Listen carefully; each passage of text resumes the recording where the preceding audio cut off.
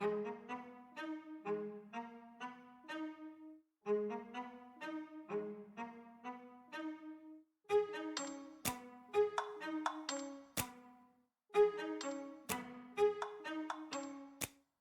ride with me if you ride with me, you can slide with me if you feel like 550 on the 5 sticky, come get high with me, that's a deal, right?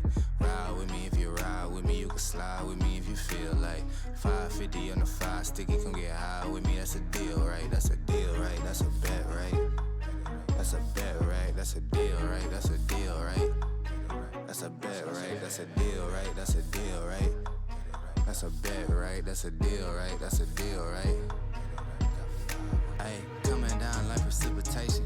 I ain't never met a limitation. Hater plotting my elimination. Gotta go to Google for the information. I'm a superstar, so I gotta shine. Top dollar be the bottom line. Bottom feeding niggas out of line. Turn your heart rate to a dotted line. Yeah, my zodiac probably dollar sign. Got the energy to win it, my nigga, I'm feeling great. Got a date with destiny, focusing on my fate.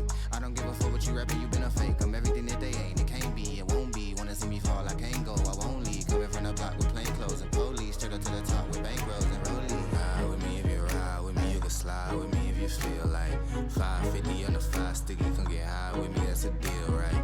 Ride with me if you ride with me, you can slide with me if you feel like 550 on the 5 sticky, come get high with me, that's a deal, right? That's a deal, right? That's a bet, right?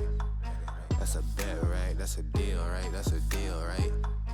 That's a bet, right? That's a deal, right? That's a deal, right?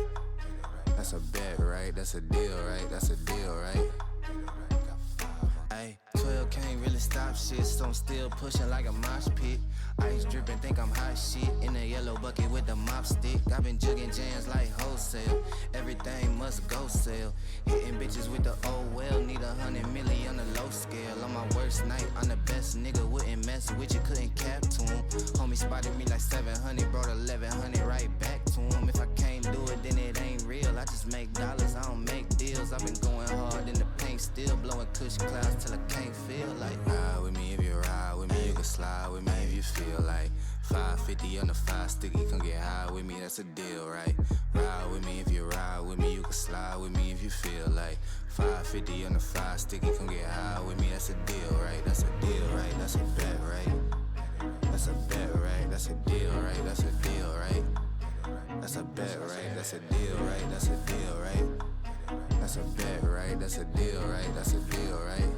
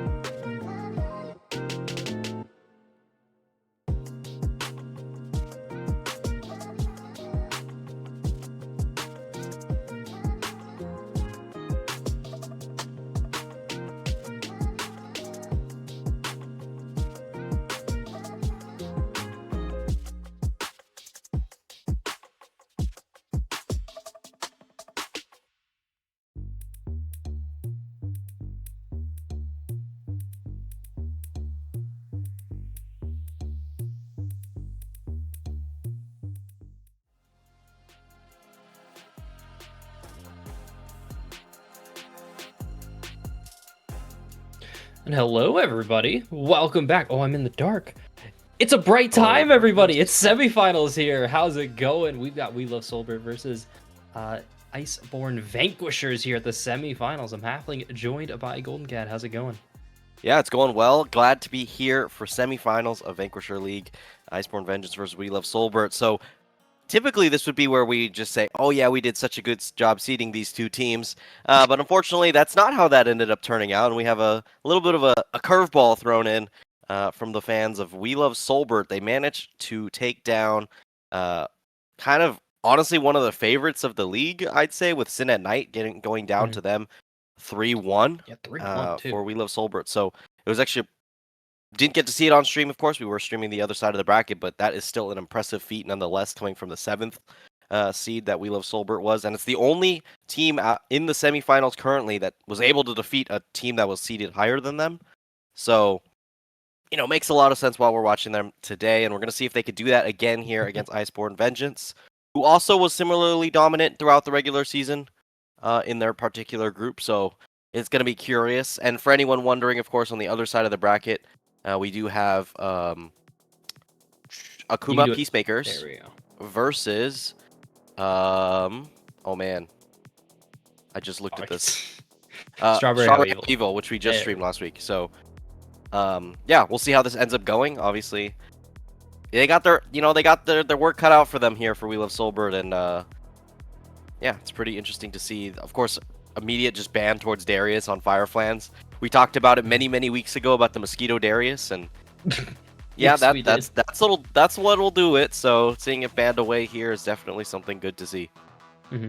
And it looked really good too, and we were kind of talking about beforehand of the win conditions here for We Love Soulbert, because you mentioned the seeding maybe a little false, but we've still got very high hopes here for Iceborn Vengeance. You look across the board, especially I'm looking at the kind of mismatch that is Stone Cold and Corrin here in the mid lane, and it is really, you mentioned it, it's just going to be on Fireflans here to carry. So I really expect Iceborn Vengeance to keep Fireflans and like maybe some round 2 bans to Chief to keep them down as well. And Yep. you can see that really reflected here. Bard, Mundo, Darius. Yeah, an immediate lock-in of the Mbessa here for both Rainy and Rehurt. That's actually someone new. I don't believe he was on the roster last time we cast them. So pretty surprising to see, unless it's just a name change, which does happen occasionally. But Rainy, obviously, very comfortable with the champion that is Mbessa. Seeing Rumble lock in immediately makes a lot of sense. We're in playoffs now. Rumble was something that really didn't get picked throughout the regular season. So seeing it get grabbed up immediately is a pretty good sign. Shows a little bit of confidence in laning ability here for Fireflans. Could always get flex to the jungle just to match the Mbessa if you prefer that. I could see that being the angle, considering they have red side and last pick, potentially. We are going to get a Kai'Sa lock in, which obviously is going to set up a Nautilus if they want it. If they don't, they'll have a lot of opportunities for some other stuff. Alistar always comes to mind, but it will just be that standard Kai'Sa, Nautilus, Mbessa. So they have an insane dive combo ready, so I'm curious whether they'll go for something like a Braum to try and nullify that a little bit here before it gets potentially banned away. Or, yeah, you keep at that range. But instead it's going to be Poppy. Similar role, able to deny some engage there. Obviously does amazingly into Mbessa, so now you're really checkmating the Mbessa. Okay, whatever lane the Mbessa is going to go, we're going to match it with a Poppy, whether it's jungle or top. Either way, that's going to be a terrible match if you don't want to deal with. So, and they think it's going to end up being the jungle, just because you don't want to see the Poppy into the Mbessa in the top lane. You'd much rather just see jungle versus jungle, so Ornn getting banned away here makes a lot of sense. You can also just take that Poppy support as well, all things considered. It's very good into Kai'Sa Nautilus. It nullifies a lot of the level 6 shenanigans you do see from these champions. It's not, lose proof. You can definitely still throw on the Poppy here. So maybe kind of eyeing that around. Iceborn Vengeance taking out just the strong mid-jungle duo that is Ari Vi. Just neither of them, they don't want to see it. Challenge that Wukong here, which does tell me that they want to see this Mbessa go into the jungle. I do like this Galio ban from We Love Soulbert. I was actually reading that in Solarian's content piece they wrote for Vanquisher, was just how strong the Galio was at nullifying this Rumble specifically. So they are going to confirm this Mbessa jungle, take up that Cassante here, and last pick here for mid lane. The table's still out. You've still got like a blind Anivia, blind Rise as well here. So, I mean, if it's Anivia or bust here, Cassio or Anivia or bust. Yeah, those are the two traditional counter picks here. You could just accept, okay, we're just going to be playing mage versus mage and just say, I don't want the counter pick anyways, but it will be the Cassio. We've been seeing this pretty constantly. It doesn't seem like many people have practiced the Anivia as much, so we haven't seen it as much here in Vanquisher, but that is also a really good answer for the Rise. So Cassio and Poppy against, you know, Mbessa, Nautilus, Kaisa, that seems a little bit scary here if you're Iceborn's Vengeance. It shouldn't be too big of an issue, but the zone control from a Rumble, Cassio, Ezreal is going to seem really hard to pierce through and get that hard engage you want to get through. I will say, Ryze ult obviously complicates things. If Ryze can ult a couple people in, well, guess what? You just completely broke the zone, and I think that's what they may look to do come these mid-game fights where they have enough power to blow someone up. Yeah, it's going to be something that you have to watch here. Keep very good track of where Corn is going to be across this map. Make sure that you specifically also have to mark this Mbessa and this Cassante. There's tons of flank threats coming here from the side of Vanquisher, and Wheel of Soulbert, you've got tools, but vision control is very, very dependent on wave priority here, and I look at the killings, I look at any time you're past neutral here, and the amount of things that a Vanquisher has, not only as a flank tool, but just as a general gank tool, you know, come 15 minutes, come 18 minutes, once we get really unlocked and we set these AD carries mid lane, it's really dangerous. And side laning, I had the pleasure, depending on who you ask, the pleasure of watching Stone Cold yesterday, and they were really struggling with their positioning. They're really struggling with their side laning here, and so they have to step up here. I think that's going to be this big matchup that really has to go well. R5, of course, burned here on the Cassiopeia to try and get this counter matchup here. You've got a great mid jungle duo here as well with the Wukong. If things go wrong, if you kind of make any little bit of a slip up here, Vanquisher is just going to run away with this game. Yeah, now we're seeing just a little bit of a level 1 here. They want to get that deep ward onto this Raptor Pit just to spot out where this Wukong may potentially be going. Gonna be a bit of a fight out here, but actually gonna be no wards committed. Kind of surprising. I thought Ryze definitely would have just dropped it there. So we do have a little bit of fighting here on the bot side. Yeah, this is what you want to do. Establish this priority early here. Get that HP advantage that Kaisa loves to have, and dodge away on those Bistic shots like that, and Chief already has to start chugging pots or just keep this HP deficit. Yeah, Ezreal Poppy might be the second most miserable level 1.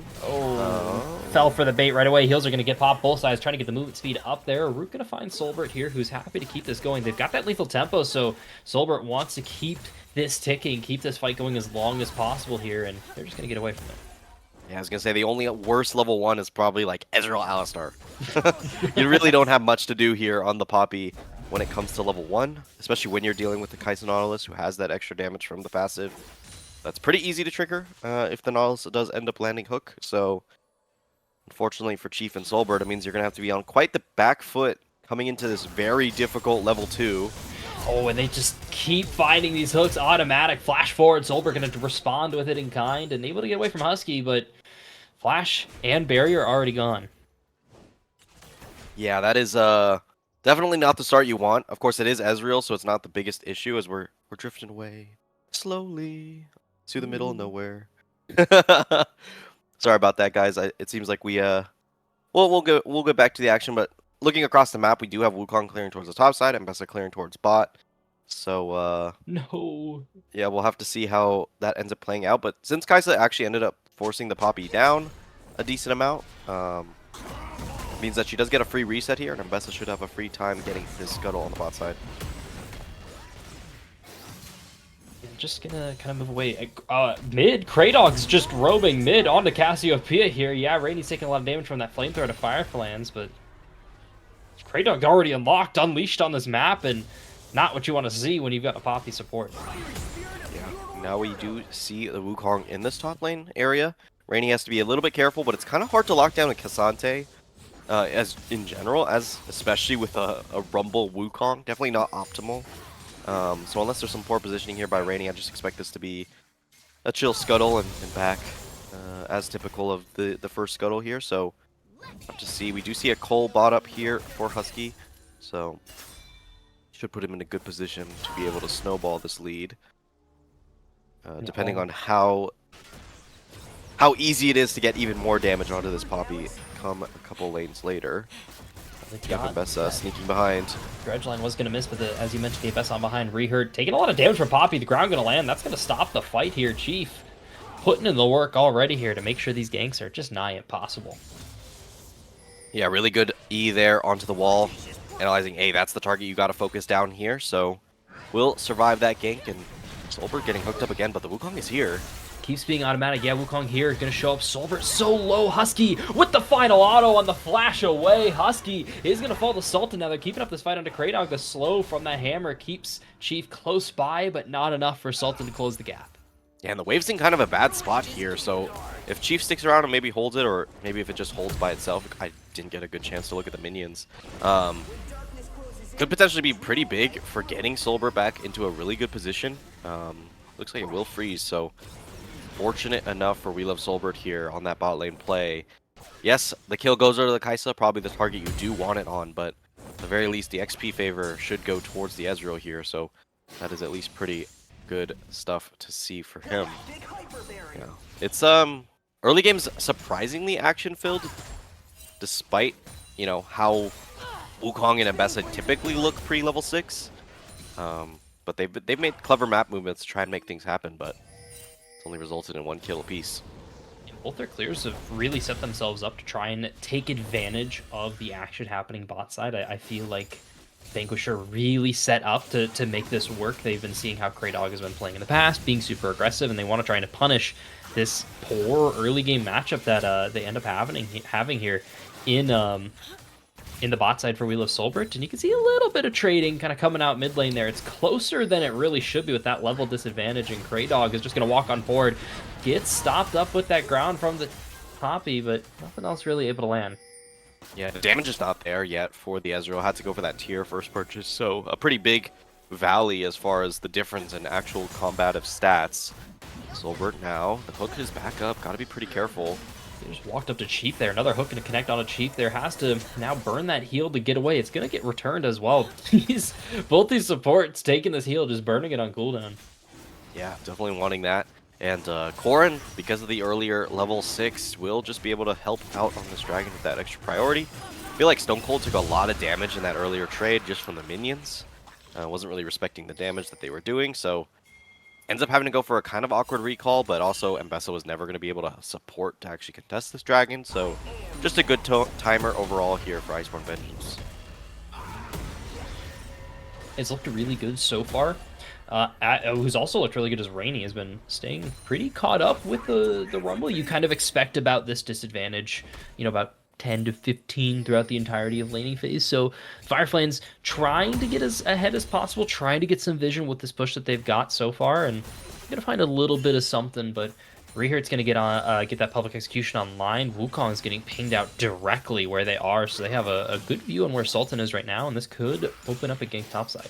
Yeah, attempted to go for the lane ganks after seeing a kind of deep ward spotted out by the bot lane of Iceborn Vengeance, but they didn't anticipate another ward in that bot lane bush right there, so does just spot up the Wukong, and we'll see him on the way out as well, so just completely tempered away. Ugh, that is a rough situation to be in as Sultan there. You're just on CCT footage the entire time. 8K even. It does look beautiful, and they're going to know exactly what to do here. They're going to even start getting some wards or try and get some vision here forward, and Rehurt might even be able to get these Raptors away, and this is kind of the start of the pull away that Mbessa can do. She is a very, very fast champion to farm with if you're good with it, and you start getting these 1 camps, 2 camps, and all of a sudden it can turn into a quadrant real quick. Yeah, they will spot out Mbessa, I think, on that Raptor camp, so they will know that she is on that top side, but can't really do anything. There was a nice freeze setup from the bot lane of Iceborn Vengeance because of just the extra pushing that We Love Soulbert was trying to do to bait out a potential gank. And unfortunately put their wave in a really bad spot where they just had to recall and let some minions drop. So that kind of advantage that Soulbert had off of the previous wave management pre-death means that, hey, I mean, kind of back where we started for Soulbert, and that's a little bit rough. The Ezreal does want to get at least some gold to be able to pressure out the Kai'Sa. You've seen a lot of like uncontested type trades in this bot side, especially with no Wukong in the area, so Yeah, it's just pretty difficult to actually play out here. One nice thing about K'Sante is, of course, no matter what, this Rumble can't walk up and hit that turret for the crust proc. So, fortunately, can't actually get the freestanding gold there. You just kind of have to stare at it, but it does give you priority here, and you can see they're abusing that pretty well. They've got Wukong on those grubs already, so these early objectives going to go 1 for 1. Already a good W from Chief there, but the knockup going to get found there with that, not depth charge. That's held on for a long time. Yeah, I'm surprised the depth charge didn't come out like immediately. Just even though the root came through, you just click R immediately, and maybe the Mbessa could get in range for a public execution, especially with no steadfast presence available. It could have definitely been a pretty big engage there. Corrin now checking the, his own jungle just to make sure that there is no Wukong here. Nothing to be seen. Camp isn't taken just yet, so we'll just go back towards mid. And despite how the matchup's supposed to go as far as Cassio versus Rise, it's looking pretty good here for Corrin. A lot of the times we pan towards mid, it's just been lane prio after lane prio for Corrin, so it just felt a little bit more difficult for Sultan to kind of move around on the map. In comfort the entire time. They look very calm. They're able to get a lot of farm, and part of that is confidence in the matchup. I imagine if you're blinding the Rise like this when you're playing against someone that has experience on the Cassio, it's just full confidence. They've pulled Chief up here. They want to kind of scuffle around these Raptors, and they're going to find some poison there. Dredge Line going to go wide onto Stone Cold, but Wukong losing another camp here to Rehurt.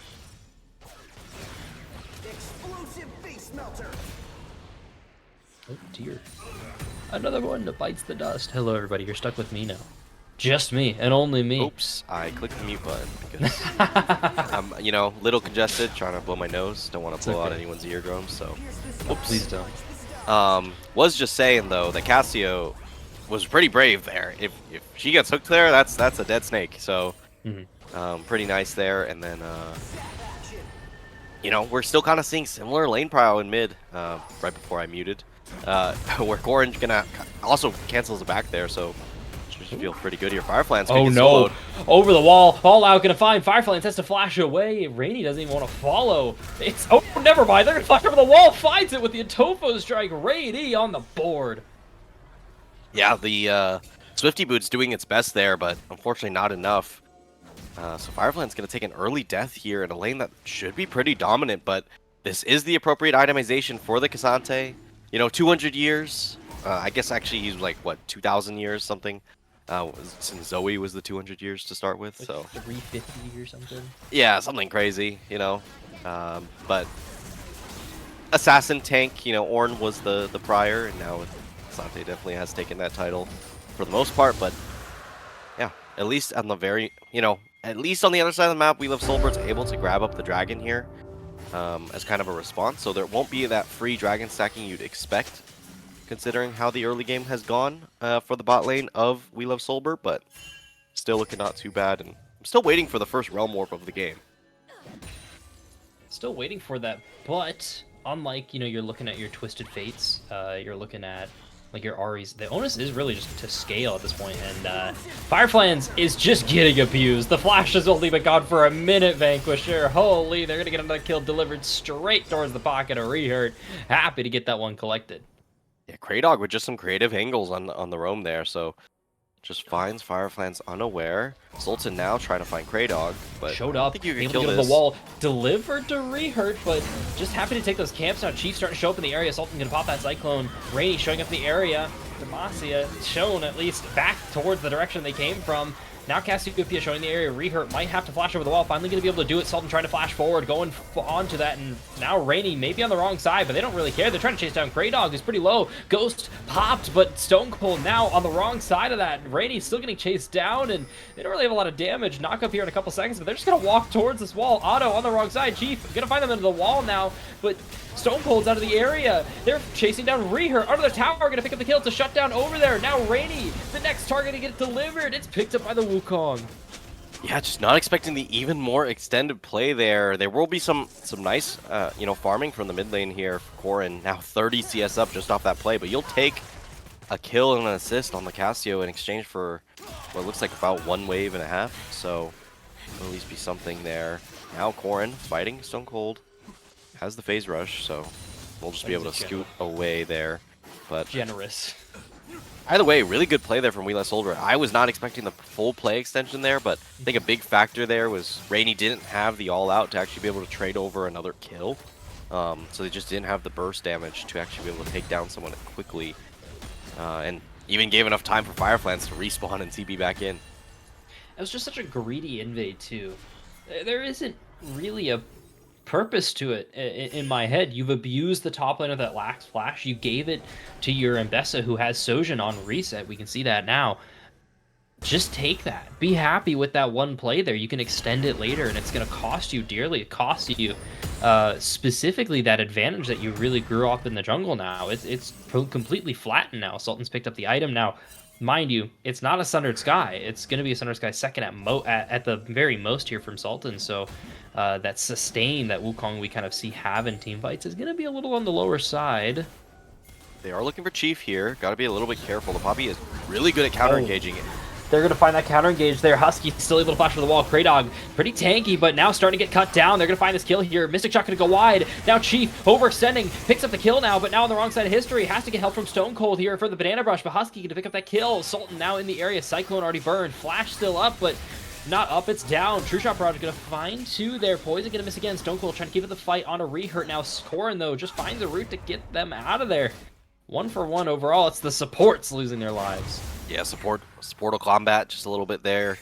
Ended up actually going down. Chief obviously did a really good job of re-engaging, but the damage just wasn't there. Ezreal not landing that final Q means the Poppy has to sacrifice the life, so the play isn't actually as advantageous as you would have liked to see. But at the very least, you're seeing signs of life across the map. Stone Cold taking a lot of damage there.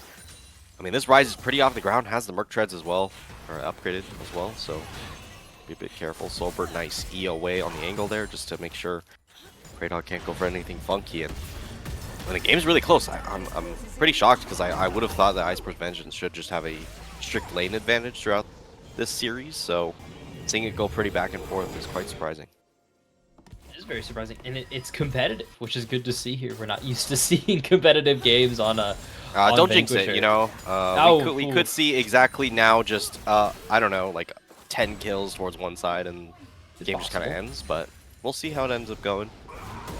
One thing about that top lane fight before was, I think if Chief isn't there to actually use the ult to get Rainy out of the fight, I don't know if the invade's as greedy. Like, I think you should be able to take a 3-on-3 with the Cassante there, but the Cassante got booped out, so didn't really have any good support structure to help out Rehurt on that fight. Just something to think about, mostly. Yeah. Poppy has to get marked. That Keeper's Verdict is just a very strong cooldown. Even on support, it's always something that we kind of call out the jungle Poppies to use, but it's a good button on support Poppy. It does the same thing. It does not discriminate with the golden income that you have, and it's a hard fight to approach here for We Love Soulbert, and Corrin gonna just kind of pepper away. And that might be a little bit more peppering. Sultan already half HP. Chief in the area. Stolen this one now as Cyclone's going to get popped. That's the clone, though. Now able to pick that up. Keeper's Verdict just sending Kaisa to the moon. Chief going to find that kill there. Onto Kraydog, and Corrin going to pick it up on the Sultan. Able to get away with the Ghost. Now Rehurt the next target. The Poison continue to land. Stone Cold. Too sticky on the Snake. Yeah. Oh, eventually. The final E. Oh, Chief has to get the kill there. Unfortunately, the last Q didn't land, so not as clean as you would have liked to see. Corrin now going to go for a ward on the top side. Maybe even just look for a play on the cross map with the Realm Warp. Rainy doesn't have much mana to set this up, and Fireflans feels a little bit of an inkling now. Chief not going to be able to spot it out to cancel the back there, so just going to back in peace for both these players, but still could have been a pretty scary thing for Corrin there if the back does get canceled. It does hinder your tempo a fair decent amount there, so.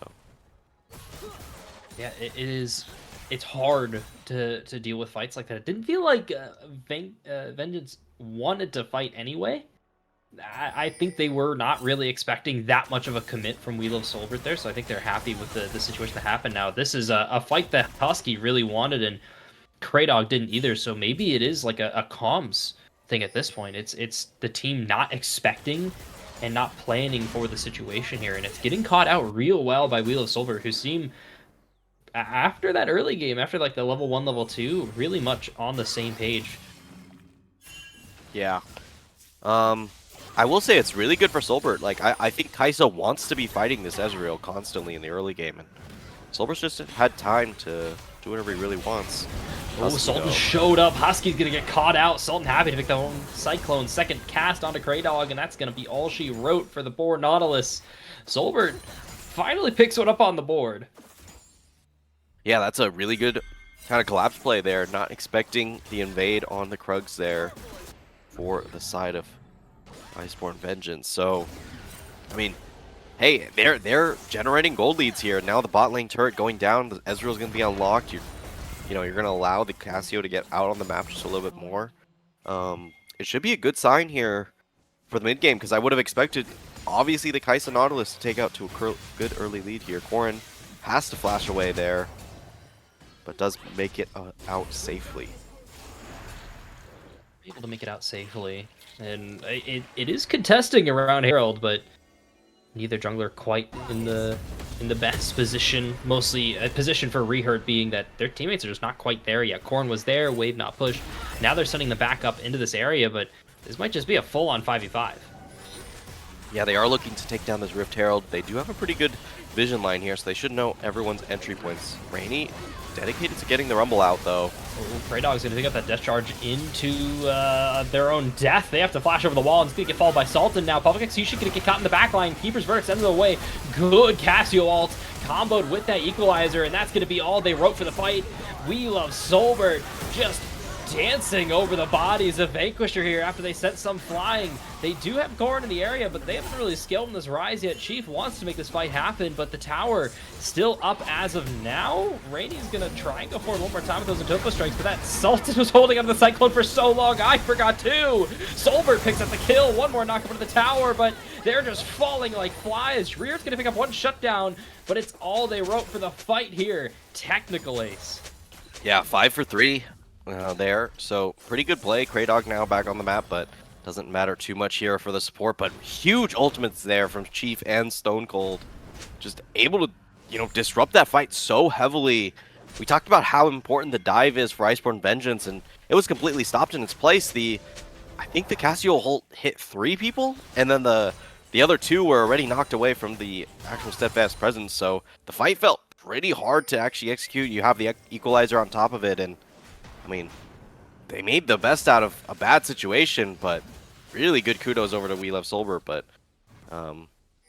if we look across the map, like, it isn't as plus as you probably would have wanted, because the gold leads are still, they feel like they're still going towards the side of Iceborn Vengeance. Like, it's only a 1.5k gold lead, despite how, good We Love Soulbert has looked in these fights. I feel like just extra gold going towards Iceborn is kind of just been caught across the map. One thing to note is obviously the Rift Herald was killed, was like barely about to die, but just with some lacking damage there, it actually just timed out at the Baron spawn. Wait, there's no fight? Huh? Rainy wanted to get out of there. I guess here for this tower, they're gonna pick it up now, trying to find this pinch, maybe on a Chief, maybe on a Sultan. The Banana Brush held by We Love Soulbert. No vision control at all here, but Rainey's got the positioning here from Iceborn is looking really good. They're going to find Soulbert here on the side, but Rainey now starting to get collapsed. Finally, that dredge line going to be able to catch that. Public Execution there. Stone Cold, though, pretty hard to burst. Petrifying Gaze going to lock down too. Fairy falling low, and the knock-up on to Rehurt picks them down. The Cyclone from Sultan looked too good. Stone Cold finally going to fall, but now that taking Kraydog down, and Sultan finally going to get the double kill. Corrin continuing in the mid lane, though. There was nothing Husky could do. Corrin keeping on EQing. Finding more kills there. Shutdown picked up from the Poppy. Now Realm Warp out of the play. It might be on a Soulbert here. They did pick them off, but Soulbert has a lot of damage on this Ezreal, and they're just going to call off the play. We Love Soulbert, another fight one. Yeah, that was a really interesting fight there. Rainy trying to zone the 2 members of the Rumble and the Ezreal away, but actually just takes way too much damage and gets taken down. And on the other side, Poppy does such a good job of disrupting and Bessa's damage that just feels like a little bit too difficult to actually burst through the HP bar there, and it forces Husky Templar to kind of hard commit there, and since the damage isn't that great, fortunately it ends up with some of those members going down, and probably they probably didn't have to, but Yeah, pretty difficult stuff here for the side of Iceborn Vengeance, but it's still a close fight. Every fight has felt like a couple different decisions or a couple different skill shots landing, and it could have went the other way, to be honest. And I was really surprised to not see Korin not try and just limit test on Soulbert there, but you know, valuing the life and the extra tempo of just having the Rise available to clear some waves, you don't want to take that extra risk. So yeah, just ends up being a 4 for 3, and they call it a day. You can even stop the dragon anyway if you kill Soulbert, so it's just brownie points. So I understand not continuing that fight there, and I think really the big thing is Rehert's overestimating how tanky they are on the Symbessa. They are not expecting to get popped the way they are. And you look at Stone Cold's inventory, and yeah, that's 2 defensive items, but it's a Cassiopeia, man. This thing hurts. And Fireflies have been finding some solid equalizers throughout the fights as well here, but you can see the side lane already kind of going away from them a little bit, and the play is not really... This is the team that I was expecting to make a ton of side lane plays. I was expecting Vengeance to look for as many as possible, and they're just not doing exactly what I'm expecting. Yeah, we do have, you know, just a lot of skill fling in the bot lane, but I'd expect that now. Rainy's at the point where you have that 2 items where you can actually reliably do damage while also still being a mega tank that you could be relied on for. Soulbert just going to go to kill this turret, but Great going to make sure that doesn't happen, but still ends up going through, so not going to matter too much. Top lane gets shoved in here by Stone Cold, so a little bit of extra gold that will not be afforded over to Iceborn Vengeance. They are pinging a lot towards that top side jungle, but not going to actually commit any big resources. Never mind. It's the 2 Realm Warp, but yeah, my Asma's really easy to counter a play like that there, and I guess that's a cooldown you're missing, but it looks pretty short. Yeah, it's you know, it'll be back up for sure exactly now, so just gonna, you know, avoid any potential danger that could have come through. Rainy now also back on the map as well, and we'll end up stopping the back here of Fireflies. Doesn't land the W, so the trade will end in its place. Yeah, this is we're pretty much at a standstill. I don't think any of these teams want to force out a Baron. If it's gonna be anyone, it would probably be the Cassio team. Oh, they've got in the area Husky here to find that gank. That's the side lane play I'm looking for. Top side of the map, though. Stone Cold and Sultan were able to pick up this tower, and Chief was in the wing looking for a play, but not able to find it. Maybe Kraydog gives it to them. Yeah, but, you know, it's just traded on the other side of the map, so either way, pretty good play there from Husky, just baiting out Fireflies. I guess just not respecting the fact that there could be other people in the area, not expecting the back to get cancelled, gets taken down, and gives a little bit of extra time for Iceborn to just push out these waves without really having to worry about it. I think it's at this point, usually when Cassio feels like, hey, yeah, as the Rise, I don't really want to be in a side lane against Cassio now. The early game should be a little bit more, you know, easy, but when Cassio gets a little too tanky, you can't be standing around as Rise and actually landing multiple of those Qs to really get the damage going. Chief now looking towards mid lane. Kraydog, same. Dragging towards their own side. team. That was so close. They're not They falling will for towards it. the Baron, but as I said, their damage is not like amazing. Yes, the Kaisa has the Ginsus, so it should be at least afforded to them, but this is still so risky when you have to deal with the Poppy with the Keeper's Verdict. And they had an unmarked flank too that was coming from Fireflies as well, so that would have been a disaster for Vengeance if they ended up taking the fight. But they're losing space just in droves at this moment. They cannot control the river, but they're going to try and make this play topside. We're going to get popped here, but the tower is still up for Fireflies. How real is that tower? Going golden for the public execution. Here comes that fight, and they've picked off someone on the way there. It's Kraydog again, though. Dredgeline getting found, held on that depth charge. He's going to lock down that Cyclone here. Able to find it. So much damage on the Husky, and Fireflies going to pick up that burst now. Rehurt the next target. Goes. It's a double kill. Picked up here by Fireflies. Chief so low, but We Love Soulbert's just demolishing in these team fights. Yeah, they didn't press tab. They didn't check for that Zanya's there, so just able to actually get away from that heavy engage. And with Kaisa and Mbessa burning such heavy cooldowns, it's just a lot more difficult to actually play out the fight a little bit later. Rise will at least catch a little bit of gold here on the top side with this turret going down. So will at least not be completely for nothing. But that's another dragon here for We Love Soulbert, and that puts them at 3 on that soul point now. So I'm just waiting for the one big fight that Iceborn's Vengeance should have where, you know, they find the good engage and they have everyone diving in an appropriate manner, but will it ever come? The zone control that We Love Soulbert's able to provide with just Poppy, Cassio, Rumble, it's just been really difficult to actually see this team find the angle that they want. And I think that's just really good draft construction so far from We Love Soulbert, just paying off in dividends.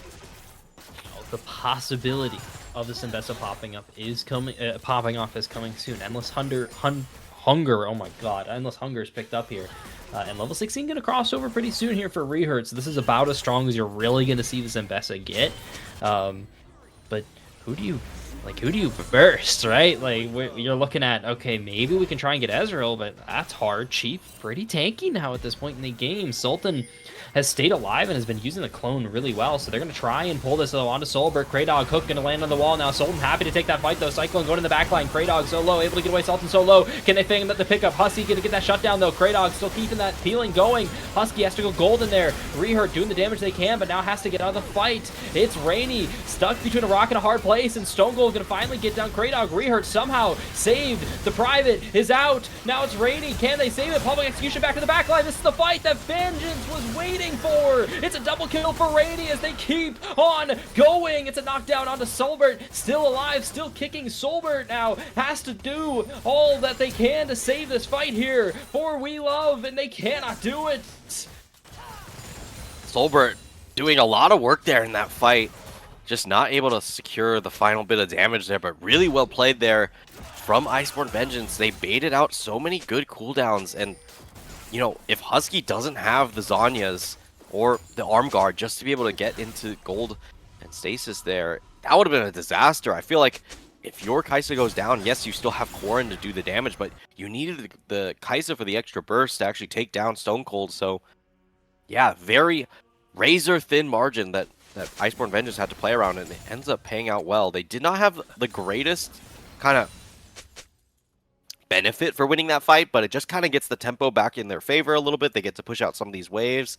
That is the primary prize, and, you know, get a little bit of those bounties back in their pocket. Corrin now having to do the sports duty. Yep. Oh, just gonna ignore the other two. Screw it. We don't need them. Not gonna waste too much time here. We do have Dragon in 2 minutes 20, so nothing too pressing of a current matter. No one really pushing out this bot side until now with Rainy coming out here. Investa kind of wants to find Fireflans here on the side of the map. Definitely the weak side. Chief is here in the area now, but maybe was a tiny window there where they maybe potentially could have pulled the trigger. But with no Realm Warp, it's going to be pretty hard for the rest of the team to join up. I think seeing Stone Cold now on the top side, I feel like now's your time to try and really find something, since so much of that counter pressure that WLS actually has is contingent on the Cassio actually just pressing W and pressing R. These are things that Vengeance doesn't really have a good response to, so I feel like it's very important to make sure Cassio is there in the area. You mentioned those margins as well, and this is kind of the shoe on the other foot now. First it was, okay, we cannot burst Stone Cold. Okay, will Kai'Sa stay alive long enough? They're able to do it. You mentioned that, but a big thing is the damage that's going on to Rainy. Where is that consistent DPS coming from? Because you have this double AP solo lane, and so all of the items that Rainy has really been trying to build to counter Fireflies is working beautifully against Stone Cold as well. So it has to come from Soulbert, it has to come from Sultan, and they don't really have easy access to finding damage or like high DPS on Rainy, at least nothing sustaining. So yeah, it's hard. It really is just the Ezreal. At least has the LDR as well as the Endless Hunger, so, or not LDR, the Serylda's, so should actually have a really good time of punching through, but that still takes a lot of time. That's a lot of HP you have to burn through if you are Soulbert, and maybe potentially better targets you could be hitting. Nice there from Soulbert, just to chunk out Husky, get a little bit of that HP bar down. This is not an AD Kai'Sa.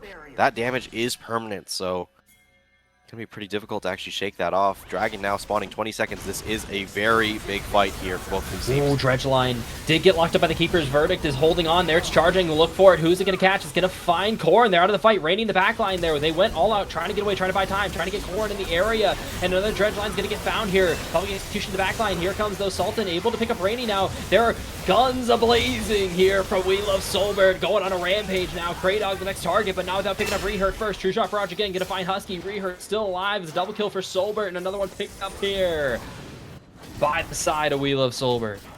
Iceborn Vengeance finds a good engage, but it's not on the crucial members you actually want to be killing. It was onto the Poppy, it was onto the Wukong, it was onto the Rumble. These are not the priority carries you want to be finding with your dive composition. And with Corrin committing to a Realm Warp on the backside and getting caught by that Petrifying Gaze, there just is no extra threat to force the carries to stay in the zone where the Kaisa can get free damage in, and that will result in both the Dragon and the Baron here for We Love Soulbert. And now you're really finding yourself in a bit of a hole. Your burst composition has to deal with a Mountain Soul and 3 of those Drakes stacked on top of it. Hard. That is a tough soul to get through at this point here in the game, and just how effective Chief has been with these Keeper Verdicts. They're finding Corrin in these fights now, and Rehurt, yeah, has the GA now as well in this fight, but Kraydog is not a proper tank. Your tank this fight is Rainy, who's going all out consistently, so they're not as tanky as they initially are in Rehurt, and neither of those champions are going to be the front line that you need for a Kaisa to start landing auto attacks. You mentioned, yeah, it isn't the AD Kaisa, but this is that like auto attack AP Kaisa focused build. You really don't see the max damage Void Seekers coming out until super late. And you know, how much time does Vengeance have? Yeah, they have to find something. You don't want to really be fighting into an Elder, I think. I think you want to be finding at least one fight before then. And it's just difficult because if they allow the waves to get pushed too much, if they lose another fight, could potentially be the end of the game. So now you're in that risky territory where you kind of need to make a play to get the tempo back on your side, just so you could push out these waves and get back on the map of the Elder spawns. But, you know, if it goes wrong, you could just lose the game. So it's a very risky prospect. Both these teams have been on that knife's edge pretty much this entire time. Since 10 minutes, both these teams have really been trying to kind of walk on eggshells, make sure that they don't make that proper mistake here, and it is getting closer. They're trying to get this angle on the Husky, who's inviting it, trying to get Kraydog in the area. Dashes on forward here. That might be what they need. They've got that roam over to the back line. It's bringing along some friends here. Keeper's Verdict was burned early. They canceled it. They're going into the back line. They're equalizer on all 4 with the Casio belt. There's nowhere for you to run here. We Love Soulbert starting to run over the fight. The HPR is too low here for Vengeance to stand up, to stand tall and make this fight happen. Rady has to flash away, getting burned down by Fireplans. One more engage in the back line here. Stone Gold is going to pick up Rainy. Now the burn into the Golden there. It's going to find another domination from the side of We Love Soulbert here. It's all she wrote. Yeah, they were thinking the same thing. We need a fight here now before, just in case we have an extra chance of contesting the Elder Drake. And unfortunately, it goes wide. They find the early engage, but a massive Petrifying Gaze finds 4. You have the Rumble on top of it, and that's all she wrote in game number 1. We Love Soulbert coming out to a 1-0 lead in this very, very important semifinals. So honestly, really well played, and I think they had really good draft answers for We Love Soulbert. You know, the Poppy, I think the Wukong also as an answer to the Ambessa. Once you have that Poppy as kind of like okay, we already have our team fight answer, now let's figure out the actual early game answer as well, and it's going to be that Wukong. So I think it just rounded out the composition very well, and hey, everyone seemed to be doing their job on the side of We Love Soulbert, and it felt like it felt like they just kind of had the edge in the actual execution of the team fights. I think Chief hitting away a bunch of very, very key targets. Of course, in that last fight, it's going wide, but you know, you have the rest of your team picking up the pieces. Stone Cold finding that ultimate was really, really huge in that last fight, and you know, we'll have to see. Now you don't have access to these tools in Fearless. Will that affect you going on in the game? Game 1, you really want to get in your pocket just so you're on that, you know, front foot, but we'll see if they're able to kind of snowball this into a whole series victory. I think a big thing too is the power pick in the Ambessa. They B1'd that, and Rehurt just didn't have a great game at all. They were countered, like they were schemed against, maybe not specifically champion counters, but there was just not a whole lot being done by Rehurt in this game. You need to see so much more done. Yeah. Barely 1,000 more damage than your tank Cassante, and like it's it's a rough case. They cannot pilot these late game team fights against this Poppy. It was just such a good Poppy angle, honestly. Like a very phenomenal pick. 4 champions really can't play the game too well anymore because of it. So shout out to Chief for playing a phenomenal game after kind of a shaky level 1 specifically. Everything else afterwards looked so good.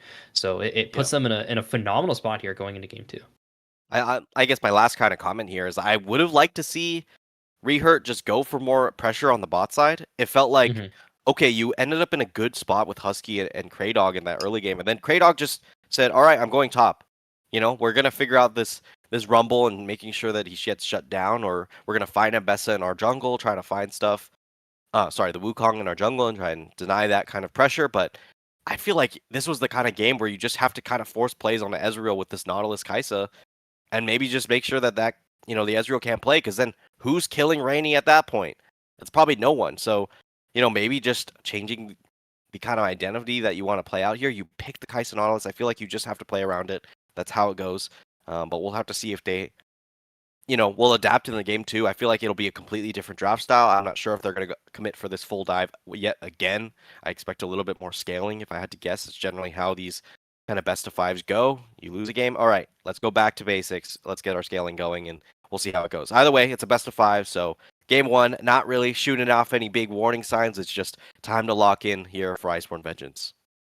They've got a lot to work on, and hey, a competitive game 1 here. Hopefully we can keep that going, and with that being the case, we'll have to see you once this game 2 draft starts. Don't go anywhere. Unfortunately, you'll have to be stuck in the intermission screen, but hey, there's so much more you can be doing. We'll see you next time. We'll see you after this draft.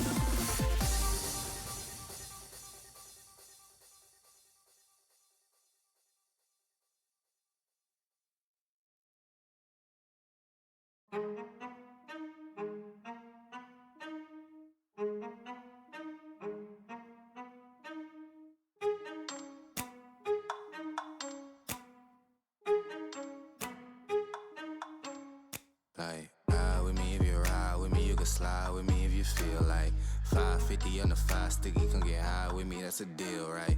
Ride with me if you ride with me, you can slide with me if you feel like 550 on the 5 sticky, come get high with me, that's a deal, right? That's a deal, right? That's a bet, right? That's a bet, right? That's a deal, right? That's a deal, right? That's a bet, right? That's a deal, right? That's a deal, right? That's a bet, right? That's a deal, right? That's a deal, right? Ay, coming down like precipitation. I ain't never met a limitation. Hate applying my elimination. Gotta go to Google for the information. I'm a superstar, so I gotta shine. Top dollar be the bottom line. Bottom feeding niggas out of line. Turn your heart rate to a dotted line. Yeah, my zodiac probably dollar sign. Got the energy to win it, my nigga, I'm feeling great. Got a day with destiny, focusing on my fate. I don't give a fuck what you rapping, you been a fake. I'm everything that they ain't, it can't be, it won't be. Wanna see me fall, I can't go, I won't leave. Coming from the block with plain clothes and police. Straight up to the top with bankrolls and rollies. Ride with me if you ride with me, you can slide with me if you feel like 550 on the 5 sticky, come get high with me, that's a deal, right?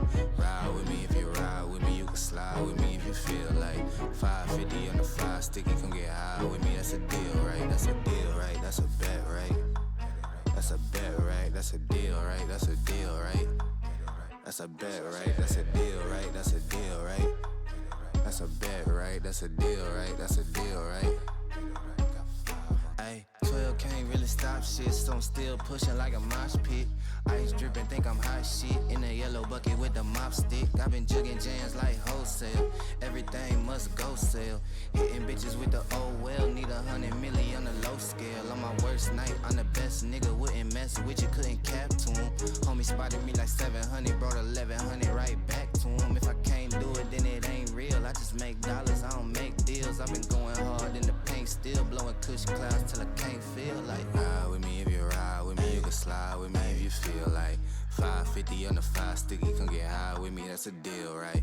Ride with me if you ride with me, you can slide with me if you feel like 550 on the 5 sticky, come get high with me, that's a deal, right? That's a deal, right? That's a bet, right? That's a bet, right? That's a deal, right? That's a deal, right? That's a bet, right? That's a deal, right? That's a deal, right? That's a bet, right? That's a deal, right? That's a deal, right?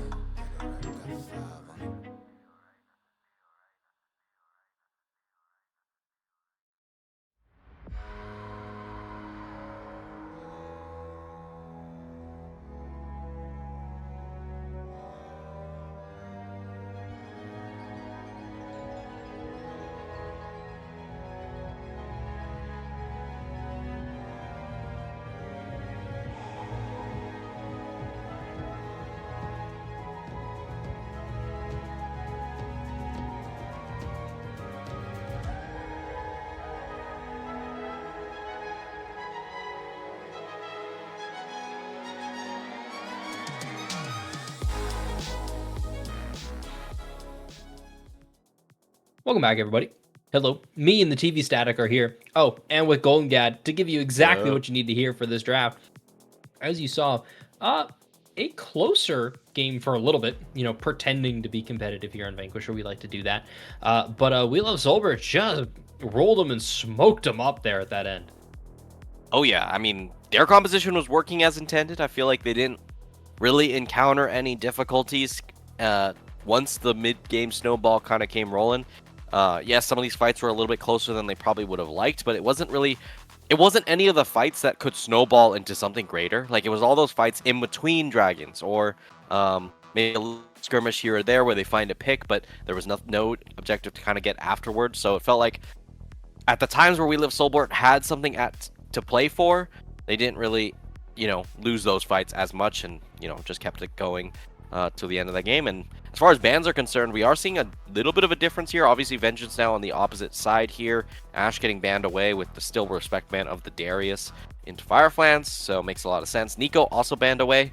We were talking a little bit about Kraydog's pool during the kind of intermission here, and I find like the kind of enabler supports to be kind of what I expect out of Kraydog, stuff like Karma or Nico potentially. So seeing that banned out as well is pretty good, and we're gonna get a Mundo lock in immediately. And I mean, if Gwen's not banned and you see a Mundo, you just kind of lock it in. It's a logical choice. This does mean Mundo most likely will go jungle, and Iceborn Vengeance could set up a draft scenario where that is going to be still favorable for them, as they do lock in the Jhin. They already have the consistent damage. I think it's okay to go for a Jhin here in this angle, despite facing the Mundo on the opposite side. It's not the worst thing in the world, and mind you, a couple things not taken out. Bard still on the table here. They could probably like Kate Karma, Kate Lux into this Jhin, really put the pressure on in this lane. And another thing too is you're gonna have to have this Gwen follow the Mundo around. That means if you're going Mundo jungle, you've got to go Gwen jungle too, which not the worst thing ever. Like, this is a perfectly fine pick. It services, but I think of jungle as this engage meta. I think of the Pantheon, I think of the Xin Zhao, I think of the Wukong consistently, and now you're running this Gwen, and that puts engage, like proper engage, into your support hands. And as we mentioned, Kraydog's pool is on the enablers. They've got the specialization here, but primary engage is a beast of itself, and we saw how good Chief was at that, and we kind of saw Kraydog really struggle to find comfort in this position here. And you can run that in mid lane here, but primary engage like Ahri is kind of about it, and I don't want to play Ahri in a Mundo. Yeah, so we'll get banned away here. Wei and Ahri is an interesting like kind of two ban there. It kind of sets up an Azir in my mind, but I'm not sure if they're actually going to go for it, considering you already have the Gwen on the top side. So now I'm thinking about what other picks you could pick. Stuff like Talia, potentially. It does pretty well into Leona as well, but you're going to have a pretty hard time. Anivia makes a lot of sense. I think something that has some zone control, and also can deny Mundo space. So I don't think it's like the worst pick, but you really need to win lane here, and there are a lot of things that counter Anivia. Anything really, really aggressive, or anything with even longer range than Anivia could make her really struggle. So a Zed? Like a Zed, or like a Elcause, or a Xerath, something weird. It's gonna be Ziggs. Okay, we talked about weird. That's pretty weird in the mid lane at least, but we did see Stone Cold play this, I believe, in the last time we casted Stone Cold, so we'll see if it actually turns out better, since that didn't actually end up looking too great in that one. But we will see a Cho'Gath as that final pick. Kind of two champions that are miserable for the Mundo, the Gwen and the Cho'Gath. So it's going to be pretty hard to see if this Mundo really gets that much value. And Cho'Gath should have an okay time of dealing with Renekton. The extra passive healing should allow enough lane sustain to be able to survive out the lane. And there aren't that many tanks that can survive against Renekton, so I think I like the pick at least. But I will need to see some sort of jungle attention, but it is Gwen jungle, so have fun. Or as some people say, Gwungle. I hate it, but I know some people who love it. Or Jingle. Could have been Jingle this game. In seriousness, the Gwen is fine here, and I do prefer in this specific case to the Cho'Gath, specifically going in jungle, because Gwen into Renekton just kind of sounds miserable, and Cho'Gath's able to neutralize that threat really well. And I'm making that face with Anivia specifically because of the amount of champions that can counter it. Anivia is a great counter pick right now, and is on the outside looking in terms of like those A-tier counter picks that we have sitting around. But I do agree. I think an Azir kind of just would have really made this comp here for Vengeance. Maybe they're holding on to this pick because something that I did kind of want to interject is Azir is great later into the series. It's a very strong pick later into the series, so you want to try and hold on to that as long as possible. But kind of in this situation, in this scenario, the Na'Vi will do fine. You have that wall to try and deny as many engages as possible, and you can really close off space. You mentioned the zone control, so something Vengeance has to play around this game. They kind of struggled to get their feet into the map last game here, but going into game 2, they've got their work cut out for them. Yeah, and this is the kind of pivot I expected from the side of Iceborn Vengeance, where it's a little bit slower of a game. They don't have to force so many engages. Of course, Rel has the capability to do so, in that, but she's also just as good at just peeling away some of these carries. But you know, I really do think it comes down to whether this Gwen kind of gets forced down. Like if your Gwen isn't strong in this game, I'm really concerned about your damage into this Mundo and Renekton. So I think it's gonna be pretty big for Rehurt to actually find a good footing into this one. Stone Cold obviously should have the lane advantage against the Anivia, but Anivia is always kind of just one of those wave clear bots. So I'm curious to see how it'll actually play out. I just hope to see both these mid laners just farm as much as possible and get as strong as possible to be able to support these more important members of the Caitlyn and the Gwen on the opposite side. Priority so far, not really a big deal for Vengeance. In like the early levels at this point here, and Nivea is going to kind of struggle to trade like those auto for auto trades until you get that QE combo proper. And a little bit of tech you can do on Nivea specifically is to not level wall. Now this is one of the times where you definitely want it because Mundo doesn't have a gap closer. So you'll need to be taking that wall level 3, level 4 pretty quickly, but you'll see some Anivias hold on to wall until level 8. I remember I played a whole game where I got to max Q and E before even putting a single point into wall. So, you know, Corrin could ego it, not level it up at all, just rely on vision, but at this point here, just going to be kind of trading away, establishing priority, and those early QE trades not going to be as strong as you typically see Anivias have with them because it is a phase rush over electrocute. Yeah, at least for setting up ganks, Anivia should be pretty good here. The wall actually can interrupt the satchel charge, which not many things can, since it's not a direct ability for the Ziggs. So, curious to see how that'll play out. Kraydog getting a Q on the backside of him, which is pretty interesting. Chief there, getting a little chunked. But good damage here from the Jhin and the Rel. If you could shut down this Caitlyn, it's kind of similar to last game, whereas if the Ezreal isn't off the ground, your damage may be a little bit concerning into the Cho'Gath Gwen. Now we do see an engaged Chief. Zenith will play though. Crashdown keeps them locked down for a second. Chief now taking a lot of extra damage here, but happy to do that on Leona. And kind of a notable thing, I'll keep track of this myself this series, the supports have been really opting towards this heal specifically. I'm not really sure what Kraydog was doing face checking that bush. I was hoping they were going to stop that. They're going to lose that flash for that.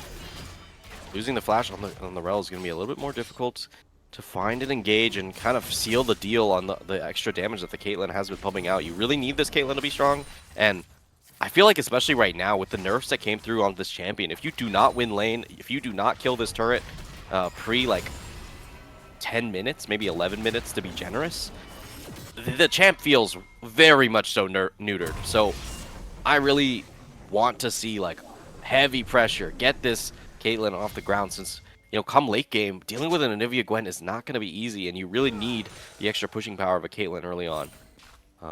Besides that, I mean, we do have the junglers maybe looking for a skirmish here in just a second, but lane prow is over towards Fireflands at this current moment, so Rehurt should have an okay time just backing away there after grabbing that scuttle on the top side. So no double scuttle here for the Mundo, but now we have Gank on the mid lane. Chief trying to interrupt on the Zenith Blade, but unfortunately the timing missed just slightly, so we'll get forced to use Flash there.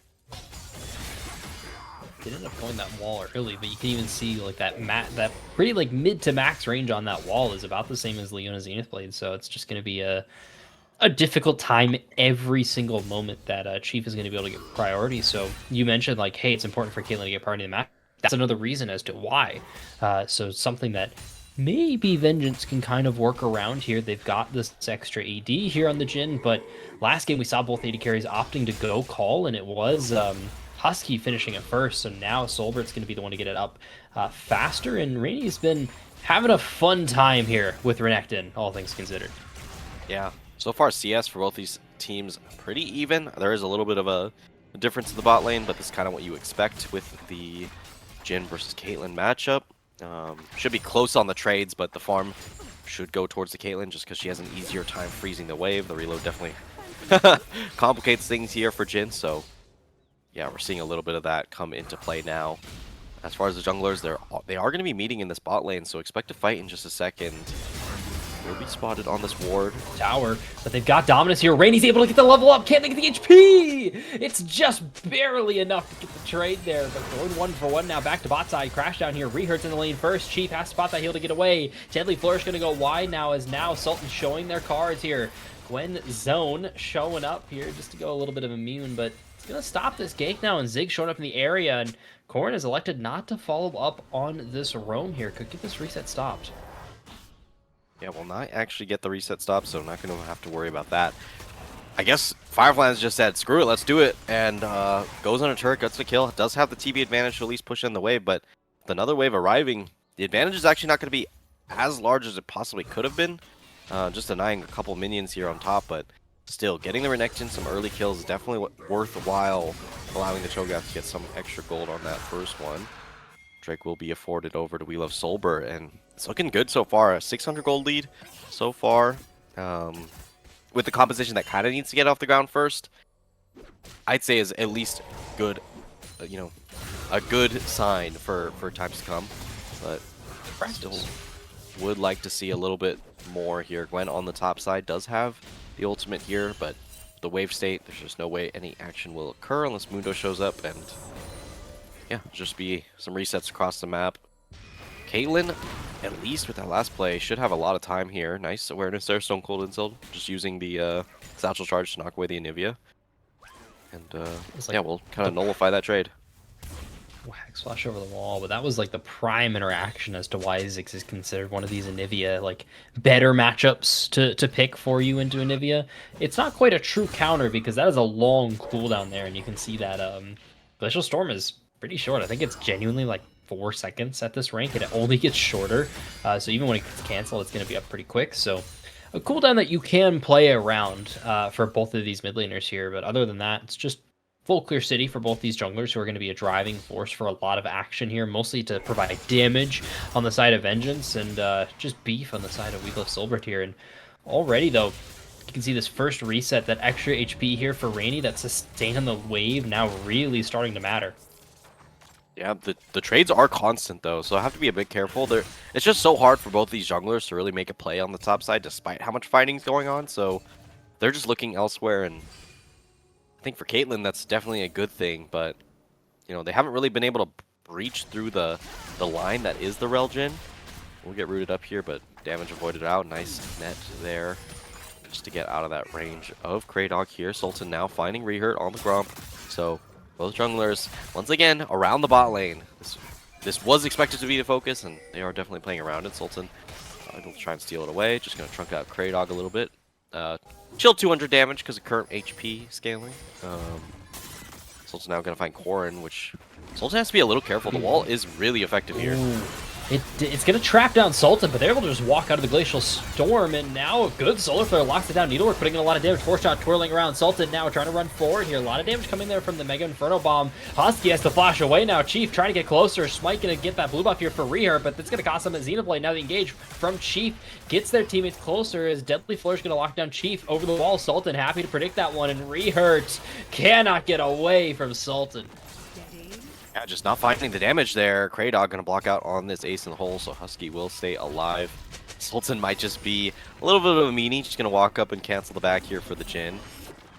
Just forcing out even more pressure. Kraydog also opting to cancel just to ensure the Jhin could get home safely, but man, still very nice play there from We Love Soulbert, just to know their numbers. Hey, you have a Jhin, and the Gwen didn't have the damage to actually burn through the Mundo there, so still makes it out alive and is able to get the chase down at the tail end there. Now Rehurt going to be found here in the jungle. I believe he's just backing though. Yes, okay. Not gonna be limit testing too much here for Fireflies. So I got that item. You've got the item on the reset. There's no point in stopping yourself. Just get that on a good timer, get out of here, get back in the lane, and start making an impact, because now at this point, doesn't really matter what item you build on Renekton. It's a one-item Renekton, man. This is kind of this is his world, and we're just living in it. Yeah, and especially Eclipse where, you know, it really benefits a shorter trade pattern, which is kind of what Renekton wants to do against Cho'Gath anyways, so I feel like the lane pressure should be even higher now, especially since Cho'Gath committed the TP as well, but just didn't have the goal to actually finish this Heartsteel, so gonna be lacking some of the extra trading power. Husky's gonna take a lot of damage, but interesting ultimate. Okay, interesting ultimate there from the Ziggs. 4-shot is gonna go through Leona by the looks of it. Okay, the curtain call is gonna pick up that kill towards Husky, and now all of a sudden this bot side's cracked open. Yeah, Caitlyn, you know, unfortunately getting taken down there, just not expecting the Jhin to go, you know, just crazy on him, so we'll get taken down. Leona, unfortunately, with a little bit of pathing errors due to the minion block of just another champion existing, not able to actually block it on that 4th shot, so very well played there from Husky, and talk about how Caitlyn needs to get on the ground. Well, we're at that 11 minutes, and this Caitlyn has only taken 1 plate from the looks of it. Oh, under the tower, Rainy staying up there. Silence stops this, but the Dominus has been popped here. Watch that Slice and Dice cooldown. 4 seconds here for Fireflies to go under the tower. Rainy has Devour here, trying to get as long as they can, but the flash forward cannot get away, and Fireflies getting another kill. Yeah, Zenith Blade going wide as well. Very well played there from Fireflies. I mean, I talked about how Eclipse versus a, you know, just barely not completed Heartsteel is definitely going to be very advantageous here in that top lane, but immediately making use of it. Sultan now walking towards Rehurt. Does have the Needleworks here, so Sultan has to be a little bit careful about getting bursted down. Forced to go wide, but the Solar Flare locks down. That's all they wrote for Kraydog, and now cheesing it here. Vengeance just losing their claim to this space. Yeah, Fireflies, nice rotation there. Just gets the kill on the top side. Immediately walks toward the drag. Has some extra time since Cho'Gath committed the TP in the previous play. And just leveraging that to actually find a nice second Drake here. So the Drake stacking going to be another win con here for We Love Soulbert. And I mean, it's looking good. Yes, Caitlyn's not as strong as you want, but a 3-1 Renekton, I'll take that trade any day. So yeah. Oh my god, yeah, that was a scary Renekton. And yeah, not a lick of AD for Rainy either, or armor. I know, and Rainy now wants to back to get the Heartsteel to at least start trading with the Heartsteel, but this is a 2-level down Cho'Gath. It's not going to matter right now. You have to really dig deep and find a way back in this. I believe Fireflies completed the top lane quest, whereas Rainy is still waiting on that completion, so that is a big portion of the EXP difference, but still, probably still just a level down straight up, so definitely not looking the best here for this last pick Cho'Gath. But you pick it more for the team fightings anyways, so we'll see how it ends up playing out. I feel like you need a Bramble Vest. Am I crazy? I don't know. No. You need a Bramble Vest here. You should have a Bramble Vest on Rainy. It's such a good item. It's really cheap. This is a phenomenal game for it, and Rainy continues to stall that as long as possible. They picked up that Heartsteel early here. Deadly Force going to go wide on Soulbert here, the bot side. So Husky now getting ran down. Top lane, this gank is starting to develop, but hold up, Soulbert's getting forward. Happy to try and get this ace in the hole. Not enough to find the kill here, but the Mega Inferno Bomb, Husky's just going to fall there. Only found one with the curtain call. Soulbert getting ran down. Kraydog happy to help getting this kill towards Rehurt now. Corrin in the area, flashed away from Sheath. They're just getting delivered towards this kill. It's a long one. They're able to live for a little bit, but Rehurt finally able to get that kill, and somehow they didn't go for this dive top lane. Yeah, they didn't feel like it was going to work out, you know. Devour's not online for Rainy, and they should know that. So I am surprised that they didn't actually go for it, but Mundo valuing the reset here. Now, Kraydog got a little bit of a bad spot. Doesn't have the speed up. Does have Crash trying to get away. Rehurt trying to defend them as best as possible here, but pop the Gwen zone. That doesn't help your teammates here, and Kraydog can't even auto the blast plant. Sultan just farming the minion in the jungle. Mundo too wide. Mundo going where he pleases. Unable to hit blast plant over him, so nice play there to at least convert a kill back towards that side. Despite that bot lane going the other way, I would say, you know, if Husky just notices that the Mega Inferno Bomb's coming in, that could have just been a massively plus play there for Iceborn Vengeance. Now Stone Cold not landing the satchel charge, but Chief's in the area. Chief is in the area, found that Solar Flare, but the Glacial Storm keeps Corrin up. Happy to play in this Knife's Edge. They gotta need to this game, all things considered. Nothing really to compete for, though, so Kraydog just kind of answering this roam. Yeah, blue buff now available for the Anivia, so if she goes and walks over and takes it, that is a lot of pressure. Husky now has to flash away. Have to flash away with the briefcase from the tower. I'm shocked Sultan doesn't go under here to try and get this kill. I guess they're going to try and wrap now at this point, but they're going to lose that shield now, and now they have to get away from the tower. The wave not going to meet, so extra damage getting found. Kratos going to find that stun here. Chief under the tower. Magnetic Storm getting dragged into the Glacial Storm as well as the Play trying to get themselves out of here, but Chief is going to fall. The support paying for the mistakes of Sultan, and Gorn going to happily take that kill. I mean, that's the type of moment that I feel like, yeah, screw it, push, push, push. You have some info on this Leona being in the mid lane, or the Rel being in the mid lane, so you might as well go for it, but unfortunately just took a little bit extra time trying to wrap. The rest of the squad just pulls up. Rehurt now. 1 Fighting for HP. this Rift Herald. Will smite it away, but you need to grab that eye, but Corrin is here with the TP to actually claim it. So is Renekton. I think you're chilling. Might be. Dude, not We'll just a walk lick out. of armor for Rainy. Come on, man. I guess it's just, I mean, I guess no one else is really doing AD damage to him at this point, so he's not opting for it, just wants to go for the full scaling. He'll deal with the consequences for now.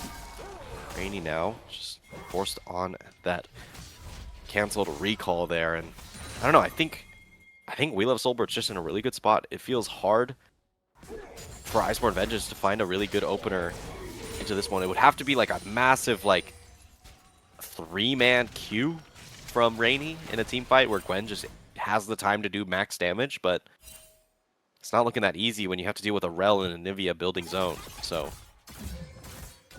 yeah, Soulbert a little bit on a timer as well, because I could see what's going to happen to these later game team fights. You're dealing with all that zone control, and you're Renekton. A Renekton without flash trying to play any of these fights here in the late game is just going to be hell, I think is the best word that I can really use there. But they're going to find the stun here. Corn going to take a lot of damage, finally trapping up that wall. Rehurt happy to take this fight here. TP coming in. Megan Fernabomb going to get Corn to 1 HP. They still got the egg though. Sultan chasing this down. Ace in the hole going to put that damage onto Kratos there with some extra bombs coming in from the Ziggs. Deadly Force going to lock down Sultan, but Rainy's just kind of in the area eating up all the damage they want. Another satchel forward. Doesn't quite find the knockup they need. Mind you, still missing that curtain call. Dragon starting to getting worked on here. Herald's gonna get spawned up mid lane. Maybe they take this dragon. Rehurt's on the other side of this wall there. They're getting a lot of work done. Under the tower, Husky kind of forgot about it doing damage, but the Deadly Force gonna pick up the kills. The shutdown now. Dominus there onto Kratos here. Rehurt just getting delivered towards Sultan, who's gonna go on a killing spree to pick that one up. Glacial Storm trying to get Rainy in this fight. Another wall. Sultan though has the briefcases to keep chasing, but now getting locked down. Another knockup, another Glacial Storm. No wall quite yet. Silence gonna miss. It's Vengeance just picking up little bits and pieces, but they're losing the big picture. Yeah, the drag did not get stolen by that Gwen now. Sultan getting a little bit greedy here, but the damage just isn't there just yet. Now maybe Kratos in a bad position, but they will not overcommit here. They don't have the Ace in the Hole or the Mega Inferno Bomb to actually join up on that play, so they'll just call it off, grab the turret in the bot and mid as well. So a lot of gold going towards the way of We Love Soulbert. The extension on that play, definitely a very good sign. Not going to be able to claim up the full turret, but getting 3 plates, you'll still be very happy if you are Fireflans here. I mean, Fireflans is about to back and get probably a completed cleaver, if I had to guess, or a Shojin. I'm not entirely sure on the build, but I'm sure it's a pretty big one soon. Probably just a couple hundred gold away. This looking rough is all I'm thinking right now. Any item for a Renekton's going to be pretty scary to deal with here, so something you have to always be conscious of. And a lot of these kills are going over towards Husky. Yeah, that's a 2-item Rehurt, but not tanky yet. Only HP is really coming from this Dusk and Dawn, and Soulbert's taking a lot of damage from this Jhin, but second item, God, what's that, Lord Doms, I guess, is a choice that needs to be made, but this early into the game, no IE again for a Jhin, like one of the best IE champions in the game, to the point that we used to build 4 of them on him. Watch it be Mortal Reminder. Oh my god. There is the possibility right now, looking at these items, it could be Mortal Reminder. I mean, so. it is a Mundo, and it is a Renekton, but this is a Jhin, so it's a little different. It's also a Mundo and a Renekton, and Giant Slayer exists again in the year of our Lord 2026, so Please, please be Lord Doms for our sanity here. Do you see Ace in the hole coming through? Rehurt. Gonna cancel it on time, so we'll at least burn that cooldown fully. Does get forced out of the area. 2 minutes 25 on this potential soul point here. Well, definitely soul point, but potential completed soul here for We Love Soulbert. And man, look at all these outer turrets that are still alive for the side of We Love Soulbert. They have so much extra room to just play around. Stone Cold gonna get forced away. There. Another stun though. Glacial Fissure back, or not Glacial Fissure, Glacial Storm back up again. Corrin starting to put in a lot of work here into Stone Cold, and Rehurt's in the area. Another stun. Stone Cold, you've only got one satchel. The storm never ends. Yeah, nice play there from Corrin, just showing a little bit of dominance there. Gets good fancy footwork to dodge away from some of the bigger skills, and Soulbert didn't really utilize the W well. Didn't go entirely the best. Firefly's now getting zoned off the wave. Classic Anivia stuff here. So yeah, it does actually have two extra levels on top of it. So we'll be covering most of that wave during that time. It is a LDR. You know, we are not seeing the beginning of the end. So hopefully Jin will be able to pierce through this Mundo if he has to. Eventually. Mid game. Yeah, I mean, like give him like 20 shots, only like 5 reloads, and maybe he'll get there. Still missing the IE as well is gonna really suck towards what you're actually supposed to be good at, which is just like squishy domination, and that's not going to be the case for a long time. And the IE picked up here by Soulbert on this Caitlyn is ready to go. You're ready to deal damage. You are ready to deal with Corrin. You're ready to deal with Rehurt when they're popped out of their zone. You're ready to deal with Husky. So this Caitlyn really is a threat again. Yeah, no, the KDA not quite there, but hey, that's an ace in a hole right there. We take that damage if we love Soulbert, but there's Fireflies in this flank there. Wall buying some time, but Kraydog didn't quite get the memo now. Another TP coming in. Rainy stuck between a rock and a hard place, but happy to take the same. This is Cho'Gath. Stone Cold trying to do the best they can. Rehurt just demolished the Renekton on my screen, and another two-man knock up there. The Cho'Gath putting in the work. Rainy staying up, picking up the kill to Chief, and they earned it. Yeah, and they just kind of, I feel like We Love Soulbert just got a little overexcited there, trying to find a play, but with the initial, TP flank not really working out, I feel like you just kind of call it off. You can't force plays into an Anivia Rel. It's just too difficult once the initial engage is gone. They are taking a lot of damage from the Ziggs, though. If Soulbert gets here, there's a chance that they could just wipe them here if they play it properly. It's on cooldown, big thing, and the Glacial Storm happy to eat through their mana. Corrin has a lot to work with, so once they get this back up, but they're going to engage. They found an assault on the walls on the wrong side of this fight. Kraydog keeping it up, though. Satchel's gonna get burned. Rehurt just kind of knocked towards them, and finally the 20 shots started to add up. Husky putting in the work onto Sultan, and Rehurt gonna pick up that kill onto Soulbert. Now Fireflies on the other side of the fight. We're running it back again, and Chief gonna flash forward there. Another crash down, another knockup. Oh no, we've seen this before, but Fireflies changing fate onto Rainy, getting the double kill. A Solar Flare picking up a kill. Husky goes on a killing spree, but at what cost? It's a double kill towards Stone Cold and Fireflies. Yeah, Fireflies finds the flank on the back end there. An attempt on just trying to stall out the fight, but I think that's a dead Croc. Ooh, ooh. Another one. Barely staying alive, man. Fireflies, I mean, really just trying to push the limit. Obviously, there's Renekton, not scaling as hard as any of the members really on the opposite side, so has to kind of push advantage as much as possible. Does go for the Black Cleaver, which makes a lot of sense, but at the very least, the play still ends up about net neutral, but yes, you did lose the drag there, so definitely not the best thing to lose, considering that could have been your soul, that could have been the Infernal soul, which, when you have a Ziggs Caitlyn, probably no better soul to have besides the Hex Tech, but Hex Tech, okay, let's just be honest, Hex Tech trumps every dragon, it doesn't even matter, so definitely would have been very happy to see the Infernal soul go that way, and look across the map, almost 3k gold up for top lane here of Fireflies into Rainy, so definitely the big kind of gold leverage point you're kind of dealing with, but also looking towards, just across the map, it's just a little bit of advantages everywhere else, but that 3k on the top side, that's a big Croc. I can hear kind of the defenders for Vengeance thinking like, oh, if we had the HP to work with, you shouldn't be there that long.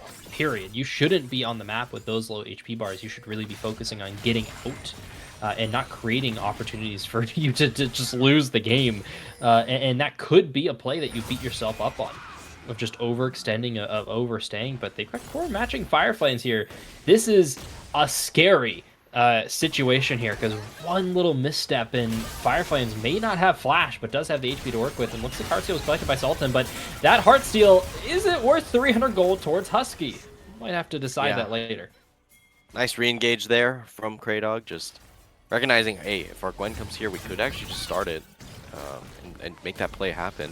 They are looking towards the Baron with the Cho'Gath in the area. It's kind of hard to walk forward. Kraydog trying to establish some space, but gets chunked out. Chief into the back line. They're chunked, but they're still alive, still kicking. Could they get back into the fight? Rehurt gonna take a lot of damage now. Current Call can open up. Megan Furmo not gonna find the Jhin, importantly enough, and Rainy happy to take Soulbert down a trip towards their gullet, and Chief finally falls to Rehurt as well. And one more play, a deadly flourish, and the burn from the Malignants to go to Corrin. Yeah, and that's going to be the Baron most likely here. Fireflans, can you make it happen once again? This time 1v4. 1v5 actually on the map now that Kraydog is back as well. So it seems like we may or may not have been witnessing a throw all this time. Fireflans now trying to find Corrin Husky very low. So low. They are. Glacial Storm going to put a lot of damage on Deadly Force, buying time here. Flash going to try and get used in a second as Fireflames is just going to fall to Corrin on a rampage. Sultan just enough to see their team really dying. Well, seems like Iceborn Vengeance has found themselves in a good position for the first time in this game. So it seems like the scaling has already paid off, and I feel like it shouldn't have. That was definitely a little bit of a misplay on the side of We Love Soulbert. Like, I mean, honestly, Mundo dying and then I think committing for the fight after makes sense to me. But since Kraydog didn't end up going down, you didn't actually get too much off the play, and then good luck trying to run away from a Anivia with, I believe, phase rush. So it was just a little bit too hard to play the fight out. Now Sultan, once again in a bad position, just gonna have to burn the Ghost. That is a pretty important cooldown for these team fights. So losing yet another resource. So a little bit concerned here. Rainy now is pretty huge. Just all that HP stacking finally paying off. Renekton's still very powerful though, so you gotta be careful of it. But just hard to get in. They have to establish this zone with the Ziggs and the Caitlyn, but the way these lanes are playing out, it's gonna be kind of difficult. Someone needs to answer this mid wave. Someone needs to answer the bot wave as well for the side of Iceborn Vengeance. Kraydog walking around, just looking for anyone. Going to pop the blast plant. Looks like they might just be calling off this dragon. Position's a little bit too hard to play out, and with Fireflans on the other side of the map, they will give it up. There's no reason to be playing for it, so just gonna be another one given over. So 2 drags now for Iceborn Vengeance, and now they're 3k gold up, and I believe the top lane's still about a 3k gold lead, so they've just made that up across the rest of the map. So now you're at a position where how do you win? you put your foot off the gas for a second, and it's just very you need to find the Jhin or you need to find the Gwen. And finding Gwen when she has missed, of course, is not an easy feat. And then Jhin, anyways, is kind of a supplemental player. It's just there aren't that great of targets if you're not finding it immediately. Sultan, another overextension, and they're going to find that crash down there. Comboed with the ultimate from Morel, 2 going to fall instantly to Rehurt's hands. Double kill, happy to get picked up now. Corrin on this flank. Glacial Storm going to get burned. Flash forward with that over the shoulder. Rainy, happy to get that one delivered. It's another double kill. It's just being given out for free here towards Vengeance. They're going to run down this base.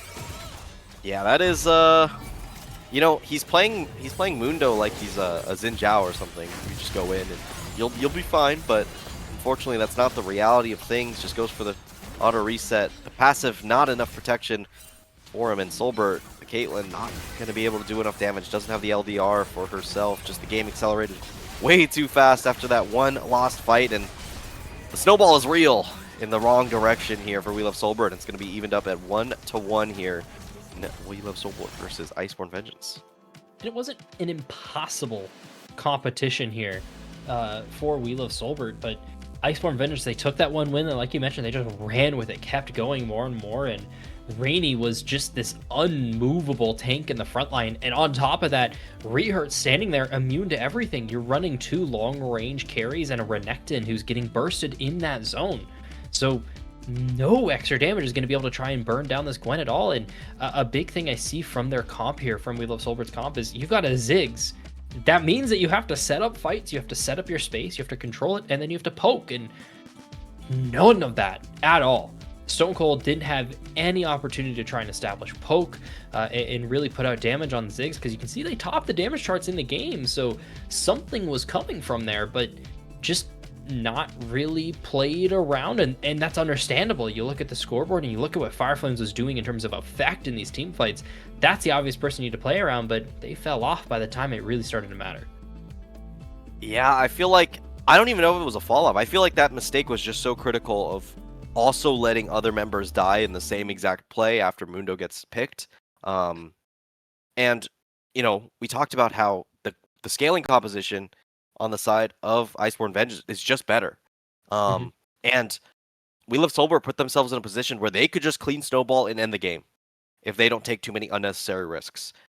Unfortunately, they took a couple too many unnecessary risks in a row, and it ended up, okay, this Renekton that's 3k gold up doesn't matter if, you know, he doesn't have the HP bars to play around to be able to give him more time to do this damage.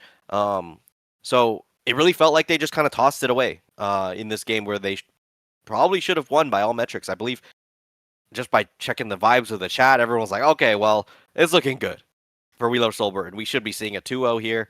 And then suddenly the train comes to a roaring stop, and Iceborn Vengeance finds a couple wins, and once you're not the team in the driving seat with a Caitlyn Ziggs, you're not getting that zone back. Anivia will choke you out for the rest of the game. And that's kind of what we saw. Like, as soon as you don't have the advantage to allow, you know, this Ziggs or this Mundo to take free space, and Corrin's there just denying space, there's nothing you could really do against the Anivia. And yeah, unfortunately for them, it ends up being too much of a burden to bear once a couple mistakes come through, and it was a clean snowball. With a little bit of over-indexing from WLS, and yeah, it's rough. You know, we were saying how good they looked throughout that entire game, and they make one big mistake, and you lose the game. And now, who knows what could have been if you just win this game 2-0? But we may be seeing the complete opposite way from here. Yeah, they set themselves up for success in draft and just didn't play around it. You know, the call, the siren, a little too loud for Mundo there with the Heart Steal a couple different times, but it's 1-1. A series on our hands here in Vanquisher.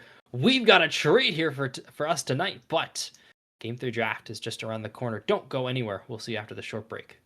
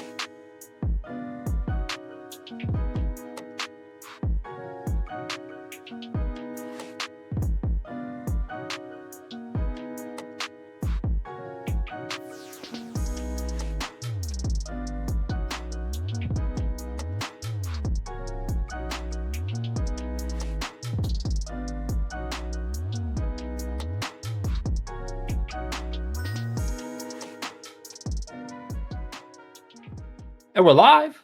Welcome back, everybody. Here, Game 3 coming underway pretty quickly. All hopes and desires considered, we've got a series on our hands. Proper 1-1 here. It's been competitive. It's been fun to see, and already seeing some spicier picks coming on through here from both of these teams, and a lot of questions in the air as we move on into this draft. Yeah. So far, throughout both of those games, it's been, some sort of top jungle flex as that first pick. So I'm curious what We Love Soulbert has in store for this one. I will say we do have a series on our hand, but should we is kind of the question. I feel like We Love Soulbert probably should be 2-0 right now, but a couple big mistakes from them is what allows it to be 1-1 now. And this is now Iceborn Vengeance's chance to just run away with it. So we'll have to see how that ends up going. We are seeing Nocturne get banned away, which obviously leans towards an Orianna, so just immediately take that off the table. Since, you don't really want to be dealing with that as much. Kind of interesting, we still have the Nico ban coming through for Kraydog, so still haven't seen Karma, but obviously Karma's kind of been nerfed to a decent degree where you don't really want to be playing it just as a blind pick that you can kind of rely on. Bard is an interesting shout out, so maybe potentially wanting to pick one of those immobile mages, something like a Victor, for instance, that really can be exploited by something like a Bard, or to just not deal with another range support. I see what you're saying, but it's not going to be that. It's going to be the Xin Zhao that was, for some reason, banned out in that last series, in that last game. So Yeah, and they took away the Nocturne here, so really your response is RJ4, but you're banning away the Bard. You also have, you mentioned immobile stuff. Ashe is like the premier immobile AD carry right now. And you do pretty much have to pair it up with this Seraphine. You can go like Karma, but Seraphine's just so much better. And you mentioned the Varus is going to be that next pick coming on up, and really what you could Ashe, Sarah, Varus, Karma, shake hands and just kind of move on with the lane. Ooh, Sivir, whoa, we're feeling spicy today. Ooh. Wow. Sivir will be, of course, a good pushing option. It should allow you to have the same kind of lane presence, but not necessarily the same team fighting presence. You trade that off, obviously, for a lot of utility out of the on the hunt and as well as just Karma, Mantra W, speed going in. So you really expect this to be kind of like a death ball comp. Obviously some like traditional picks you like to see with Karma, stuff like Olaf, but you already have the Xin Zhao as kind of like that bruiser complementary pick. So unless Fireflans is feeling an Olaf, which I feel like he could feel an Olaf potentially depending on the rest of this team composition, it's kind of looking good right now, honestly. Probably won't see it, but who knows. I could see it in the cards is all I'm saying. Galio getting banned away, which does kind of tell me maybe an AP top laner, but there aren't that many left. Gwen and Rumble both already gone the way of, a little bit of fearless shenanigans. Like What's Rise left is kind of like, also. like Rise. A Psychopath might play Kennen. I think I've seen Fireflans play Kennen. Maybe a Kale, for instance, as well. Ori's a must pick for both these teams. It's left on the table here. No, it's banned. Round 2. It's banned? Round 2? Oh, or second ban on round 1. Okay, so my bad. Yeah. So Ori looks phenomenal, but it is banned. So Syndra going to kind of commit to these picks. Aatrox bans typically means a Scion to me, more things than anything else. And Wei also gone off the table here is one of those champions you commonly see into the Syndra. Zig's another one, and that's going to be gone as well. So it's going to be an Akali.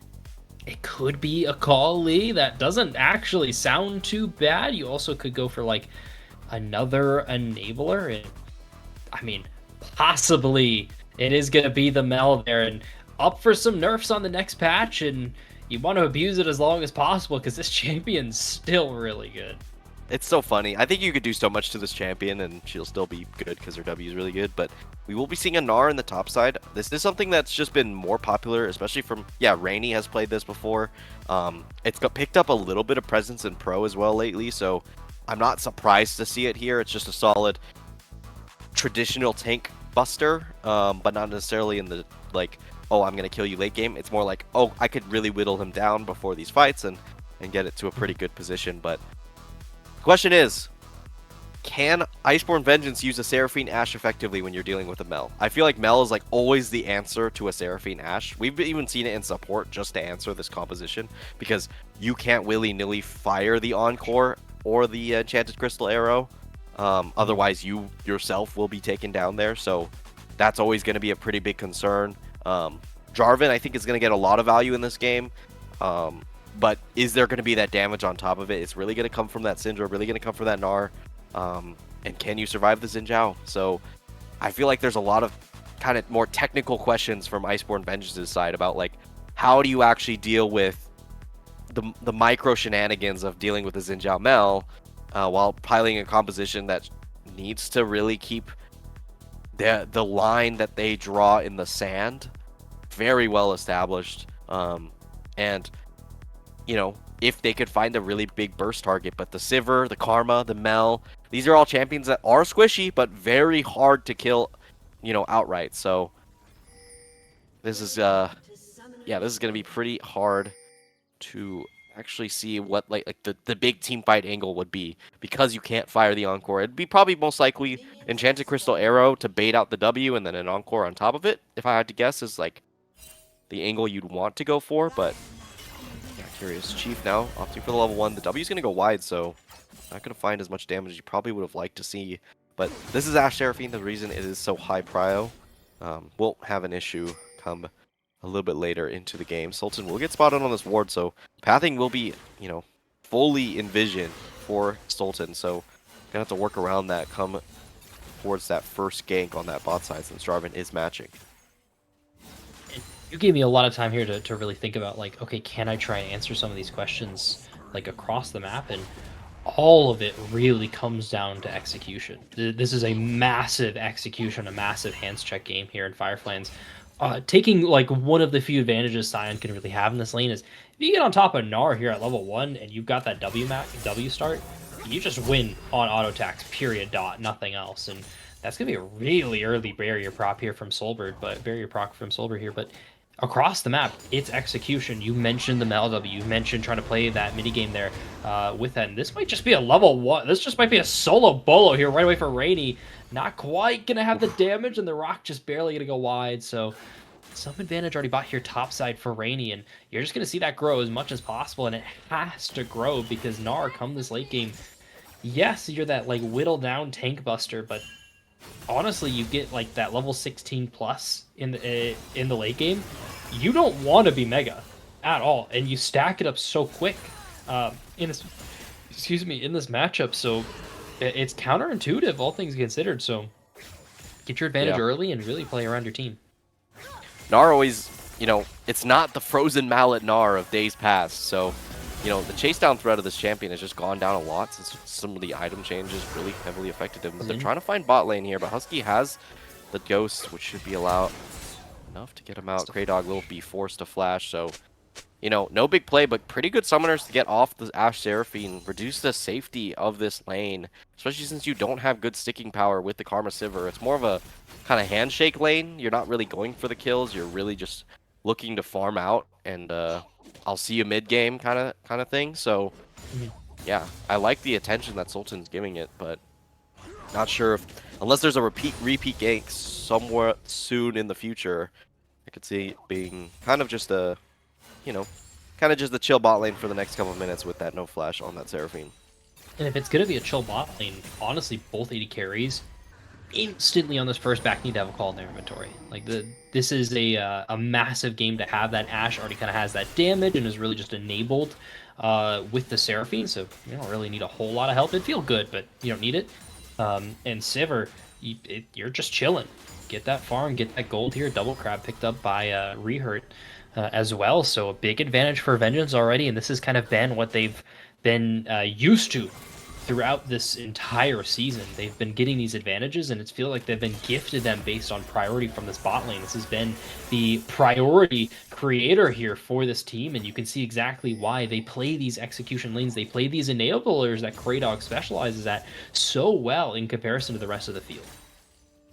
Yeah, and I mean, I think at least one good thing here for Iceborn Vengeance so far is that Rainy's kind of in a good spot in this early game, so definitely going to be a little bit different. Husky has flash though, but won't have to commit it. There's no mana on that Sivir, so damage threat a little bit lower than, you know, typically expected. Actually, literally 5 mana off, so a little bit unfortunate there on the timing of the binding.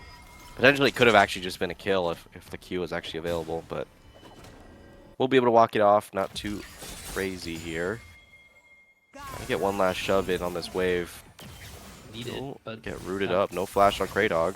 Might cost Kraydog here, but Soulbert's going to flash forward onto Husky. They're going to be the one that has to fall into the dirt. That's a first blood picked up there by Chief, looking for the second one, but Kraydog just barely enough mana with that shield on the second proc. But the disadvantages that this lane creates is just absolutely overcome here with the play from Soulbert. Yeah, no flash there from Kraydog, and, you know, Husky kind of just trying to compensate for it, but personally doesn't flash away in time. Corrin forced to flash. Sultan now going to try and zone off the rest of the wave, get mid laner off of the wave, maybe try to force out a little bit of cooldown here. Stone Cold's not going to W in time, so we'll take a bit of a chunk there. Corrin grabbing a couple stacks, so yeah. I will say Xin Zhao kind of leaning towards his bot lane, maybe going to try and force a gank after this Krug camp, which would kind of be a dangerous timing. There are still only the flash on the Ashe here, so And look at this wave. could be very dangerous. Wave's going to take a long time to clear here for Soulbert, so should be able to just walk it out, but a little bit of greed and could see your bot lane going down. Dragon in the meantime getting taken up by Rehurt, who feels very good after getting double scuttle. I mean, as junglers do, so just going to leverage that and snowball that into a dragon, which will give at least some information for potentially Fireflans to play a little bit more aggressively while waiting for the Scion to eventually outscale the Gnar. It is interesting, though, to see both AD carries, no Cole, top lane, Cole, both of them. So Didn't even see that. Oh, that's so unfortunate here. But that means they want to get aggressive early, and Kraydog is going to get mispositioned outside the Husky, able to get away with some bonus move speed from that W. But Rehurt, hey, they're level 6, so this is a scary J4. Actually, Brawls use Super World Cataclysm being held for a long time. Wouldn't become lightning just going to land to slow down Rehurt and cool off this fight. Cannon was missed by Soulbert there. Did pick up the XP, so not the end of the world here, but the Farm Fest might get turned on its head here. Top lane, Fireflame's going to eat that stun now, and Gnar towards back to their own side, and that's one last auto here for Rainy, picking up a little bit of a dry solo kill, but a solo kill nonetheless. yeah, the lane working out so far here for Rainy.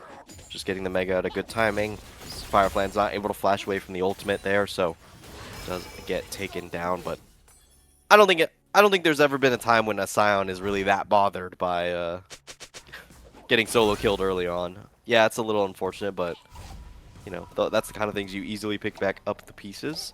Yeah, I was really shocked to see the fight not really get fully committed to by Rehurt. You know, that was a 3-0 scuttle advantage on the jungle, but just didn't want to take the big risk with, you know, Kraydog and Husky being about half HP, so ends up not really being a play and fizzling out despite the early advantage, and makes me think maybe you should have just looked towards Stone Cold, who still doesn't have the flash from that earlier play, so could potentially have been a nice easy target to kind of farm out here for Iceborn Vengeance. So far, just trading across the map. It's slowed down, and this is what a lot of people, at least when kind of reading up on both of these teams, was expecting. Was just kind of automatic lane winning here, and they look super comfortable in this position. And Sultan getting caught out again, keeping those mistakes from that last game. Stun gonna land there. Gnar up again. They're gonna get stunned to the wall here. Crescent Guard finally gonna run out, and Sultan just picked up by Rainy, delivered to them on a silver platter. Soulbert has to be careful here. This is Ashe, level 6. Goes faster as well. Just gonna kind of get ran down. The damage. Ooh, was able to bait out the shield, but doesn't have enough to find that kill here. Recurve Bow Retrix, not the highest damage buy you've ever seen in the world. But now it's Kraydog getting picked off your mid lane. That double heal keep them up for a long time. But Mel stacked up with that ultimate, happy to take that kill. Yeah, Golden Eclipse does more than enough damage to pop the Seraphine, so at the end of the day, still ends up being a good play here for We Love Soulbert. Rainy taking a good chunk of damage here. This is kind of the trend of it. Until you get Mega, you will be just trading your HP bar, which always looks a little bit rough. Stone Cold has to be a little careful. Does not have the Unleash power here for Corrin, so doesn't have the exact burst potential you'd be looking for, but Rainy now trying to find Fireflans. If he gets a Hyper Proc, yeah, no Hyper Proc on the end there, so no potential for the actual mid there. Sultan now looking for Corrin. Would be able to just tip off on a core. Knockup found. Chief in the area doesn't have Mantra for that extra damage, so Corrin, skin of their teeth, able to make it out of here. Yeah, and that's the flash timer. You know, this is easy. This is the easy one where it's like, okay, my flash matched Corrin flash. We very easily know this is probably the last timer we have before no flash. Rainy committing for the fight. Wants to fire Fireflies on the top lane, but isn't going to do so. Does have the ultimate backup, just going to try and stack Fury up, but have to be careful with Sion having ult. If you don't respect it, you could just get immediately taken down, and that wouldn't be optimal here. Husky also just pushing out. I think for the rest of the team composition, it's looking pretty good, but Jarvan still has yet to really make a big, impactful play anywhere on the map. Just has been a little bit of a part of the top lane shenanigans, but you know, bot lane still not really off the ground. Does have a bit of a CS lead here for Husky, but besides that, the Ashe Seraphine kind of nullified by this Silver Karma, so of course, Ashe Seraphine outscales Silver Karma as just a 2-on-2, but it's still not the best sign anyways here for We Love Soulbert. Just because you got to deal with that for the rest of the game, so yeah. I don't know. This is These teams are passing slow around game. the shoe. Yeah, it's much slower of a game, but we kind of talked about that Renekton from last game having that double kill and needing to be that impact. That Chu tossed back to Rainy here. It's their job to drive this game from the top side of the map on this Gnar. Everything else kind of happening as business as usual right now, but that Mel is a scary X factor here approaching this dragon. Husky moving up from this river, and this should just be a free claim on the dragon. It's those exits that Sultan and Chief here want. They're trying to get closer here. When's going to land? The arrow found, stun, continuing to go. Encore followed up. My lord, the chain too good. And into the three-man cataclysm, they're stuck. Mel going to pop that ultimate. Able to take down Kraydog here as now Husky has to flash away from this fight. Corrin gonna find the scatter, but it's Soulbert taking a big shield, trying to kite as best they can, but Rehurt able to dodge away from that boomerang as long as they can, and now Husky has the clearance to go back in. Slows landing on the Chief, and they cannot get away, forced to flash away, but Rehurt still in the area, cancels the auto and keeps Chief alive. Yeah, and top lane solo kill on the top side as well, so a lot of things going the way of Iceborn Vengeance there. Unfortunate for them, the dragon actually resets before it hits that 1k for Rehurt to get the smite, so not the perfect play there, but still a lot of things going Iceborn Vengeance's way. And you know, we were talking about the execution check, and it just wasn't there from We Love Soulbert. The W actually did not actually clip the Encore, which I feel like was like a really huge moment. And it means that like they could just re-engage for free. You know, there is no Encore to worry about, and the W is now down. So that interaction we talked about with the Mel and the Seraphine just kind of fizzled out, and a long extended fight. I'll take the Jarvan, you know, every day of the week there. And the Jarvan in such a strong position now, though. Cataclysm down, Unleashed Power, pretty much everything gone here from the side of Vengeance. Now it's matched as well, but Crescent Guard could be that difference maker. This Dragon, second time's the charm, 1800, 1700, gonna dash forward, stun gonna land. Sultan not able to get that smite now, able to pop the Crescent Guard. They're doing no damage to this poor Xin Zhao, but finally it's gonna fall, and Rehurt still alive, finds the two-man knockup, and Soulbert dunked on to take that kill. It's a double towards Husky. Huge Unleashed Power there from Corrin to actually find the stun onto two members, and Rainy doing what Gnar does early game. Fireflies another time the victim, sitting 0-4 now as the Scion. So dominating showing in the top side, along with some really good fighting on the side of Iceborn Vengeance. I'm feeling like this is going to be a pretty hard game for We Love Soulbert to actually get back into this one. Feeling like a game 4. That's what I'm feeling at this point. And no matter what, we're feeling like a game 4, but you know, if the game 4 looks like this, I feel like we may not see a game 5 is all I'm thinking.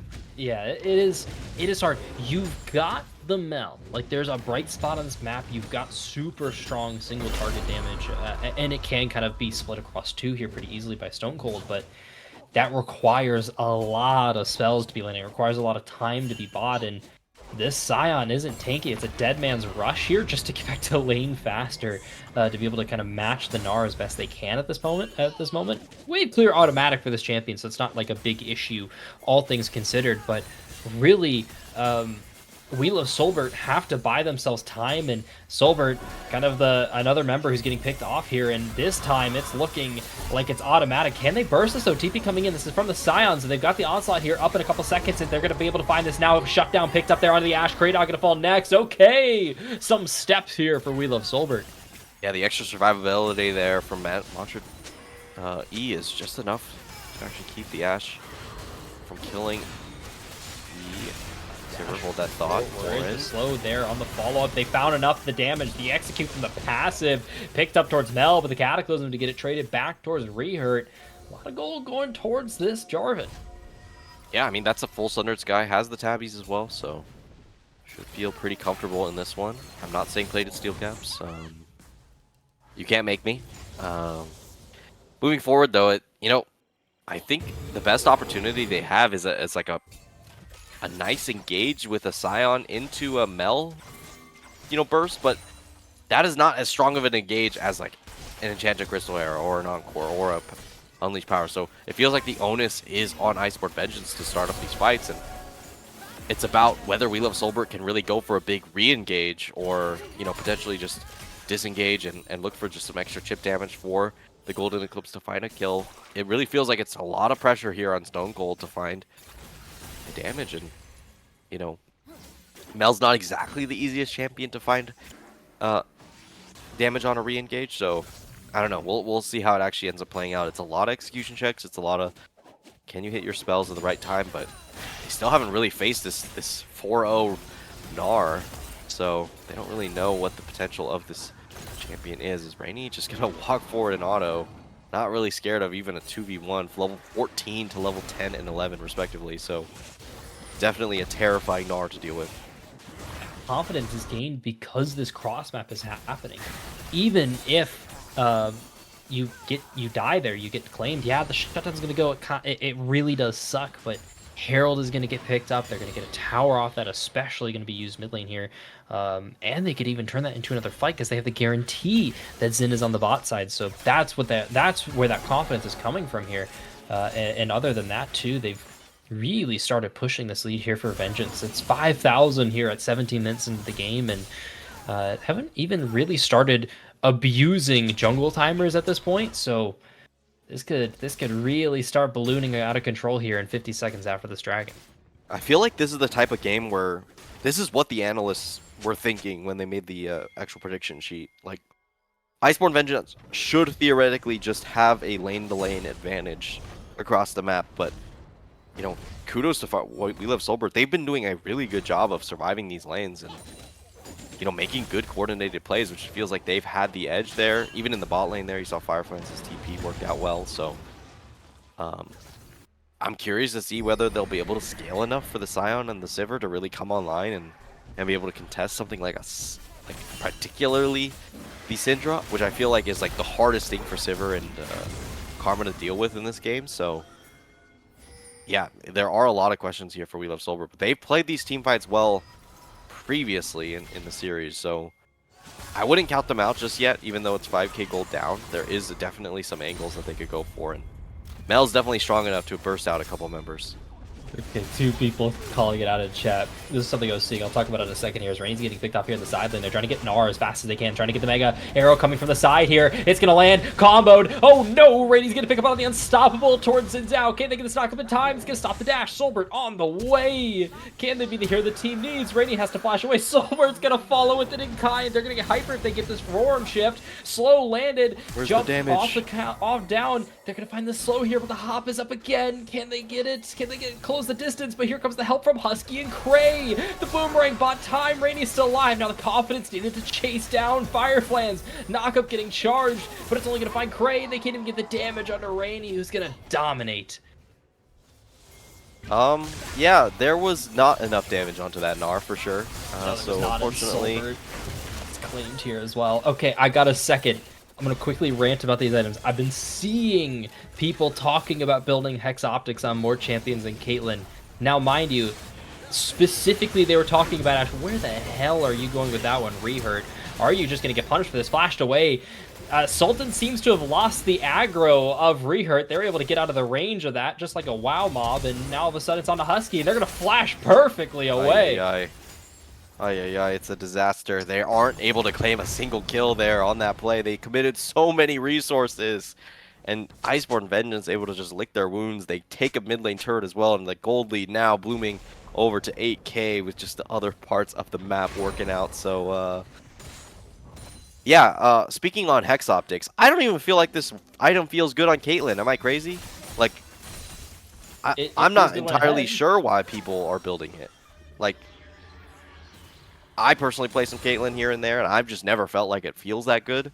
I get like the actual statistical benefit of it in Caitlyn because of headshots and blah blah blah blah, but I just always feel better building a collector or a Storm Razor, which people can argue with me. I don't really care.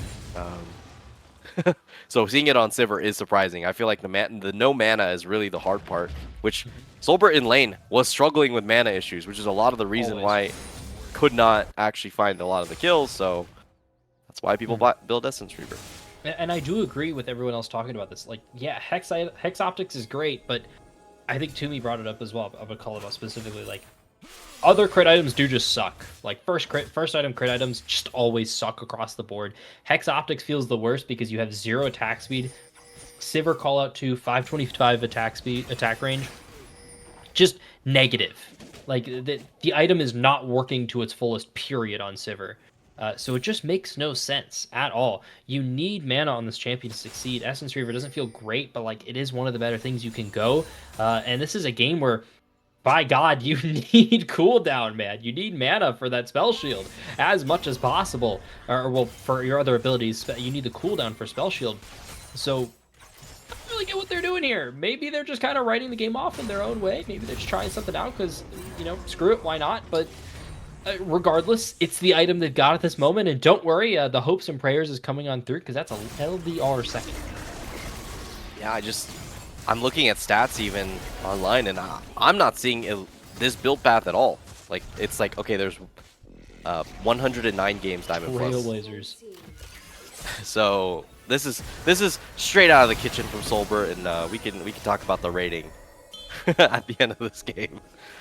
How cooked is he, kind of thing. So yeah, well, we'll see. We are seeing an engage here from Rehurt. Encore. Able to land on a 2 there. Chief got picked up as well, but Zoltan's taking the brunt of the damage now. Staying alive for just an extra second with that shield now. Ash Arrow just going to go in between with a little bit of field goal, but Soulbert's still going to ate that volley. So slowed as well.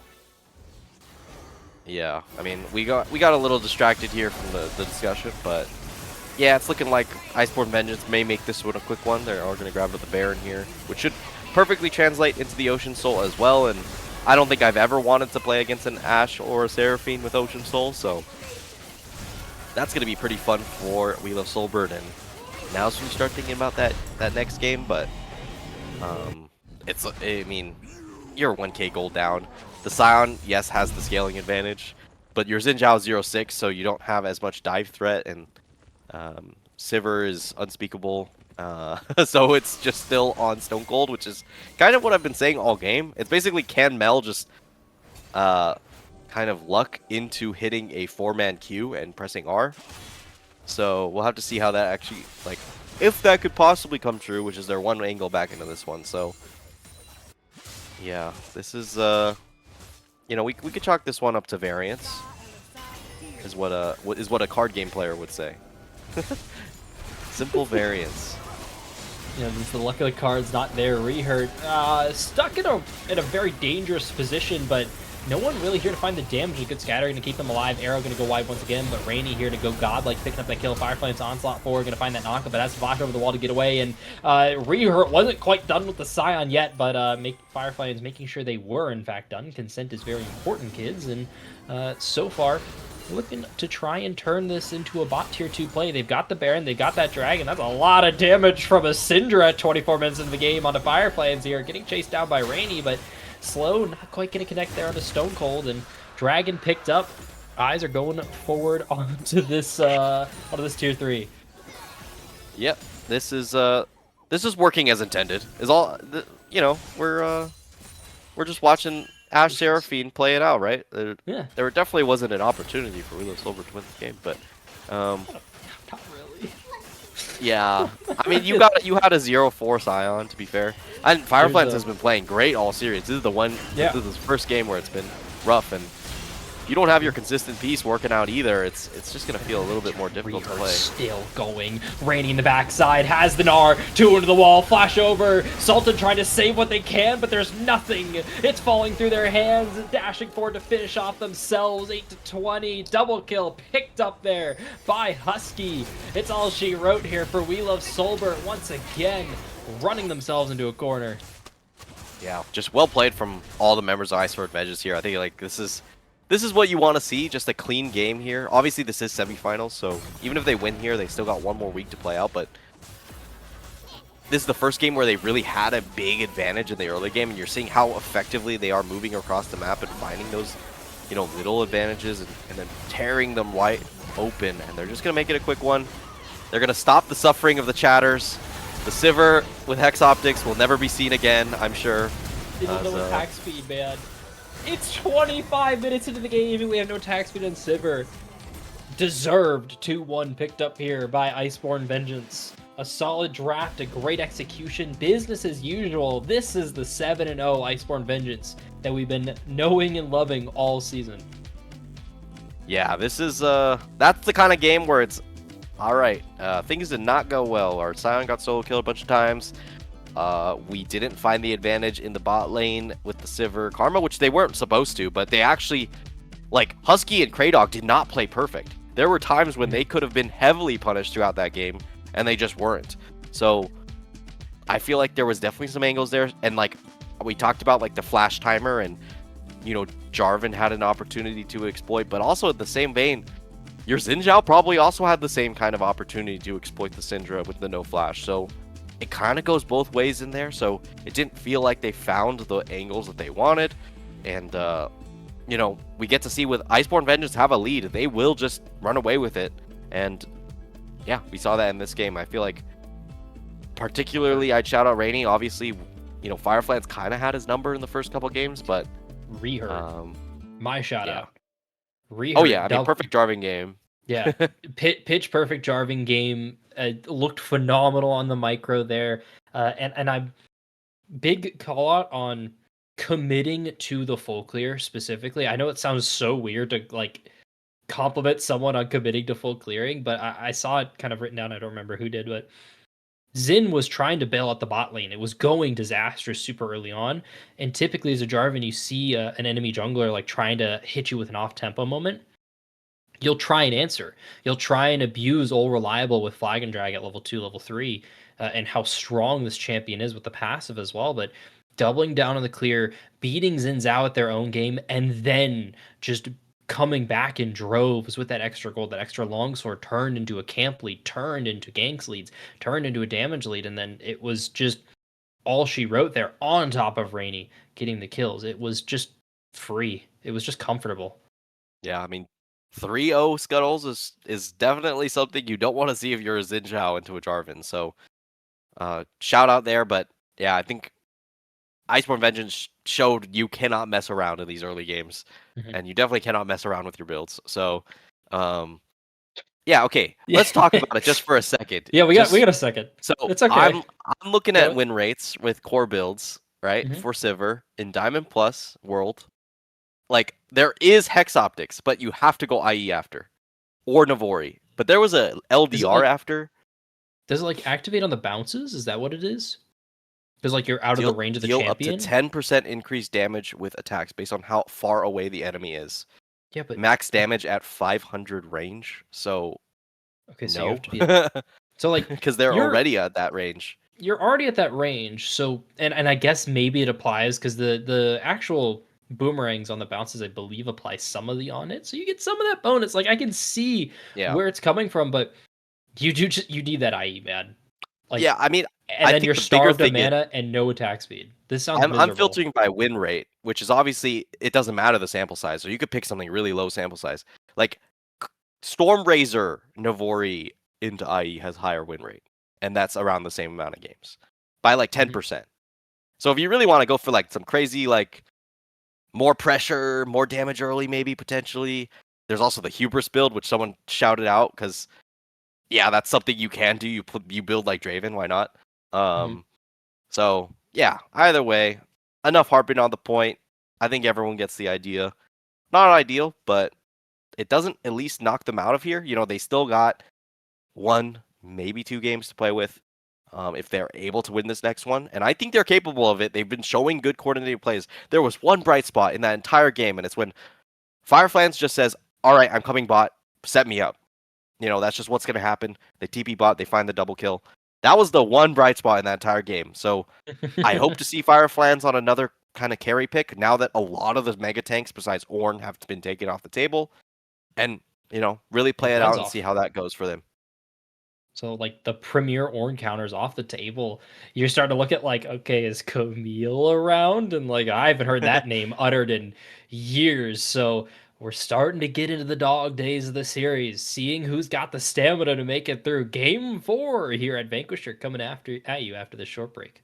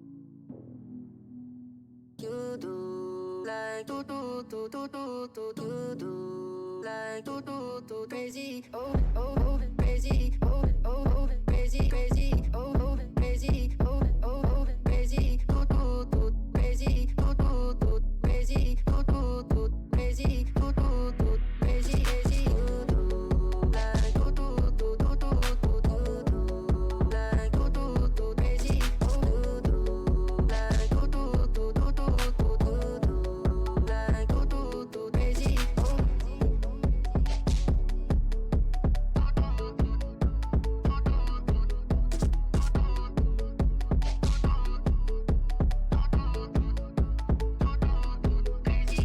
oh crazy oh oh crazy crazy oh crazy oh oh crazy do do do crazy do do do crazy do do do crazy do do do crazy crazy crazy do like do do do do do do do do like do do do crazy oh do do like do do do do do do do do like do do do crazy oh oh crazy oh oh crazy crazy oh crazy oh oh crazy do do do crazy do do do crazy do do do crazy do do do crazy crazy do do like do do do do do do do do like do do do crazy oh do do like do do do do do do do like do do do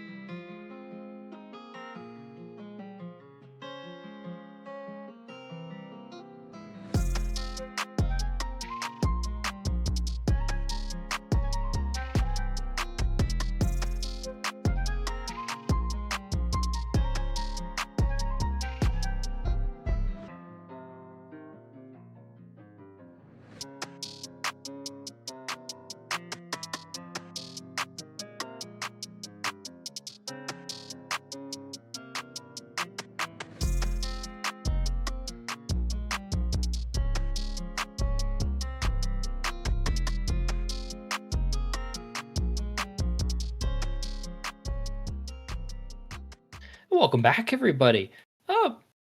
Pleasant evening. It's kind of Yeah. ticking on over 11 EST for most of us, 10 for me at least. You know, you're 8 for me. you're lucky. It's only 8 o'clock. You still got a night ahead of you, even if we go all 5. But draft 4 coming underway. A dominant game here from Vengeance. Moving on into this possibly last game, and ban's probably not going to change away. Fireflies has just been not allowed to have that Mosquito Darius. Yeah, I really do want to see an Ornn ban here, though, for sure, because I think it is just that premier. You know, Ornn is the premier tank left, and you would be foolish not to pick it or ban it here, I think, in one of these. You know, if Soulbert wants to give it away, I guess you could pick stuff like you talked about Camille. There's always Garen as like a weird pick. You could always pick Kale into it, which we actually did see as like a pretty good response. So there are options, but then you have to be really okay with committing to a certain identity, and that could be difficult.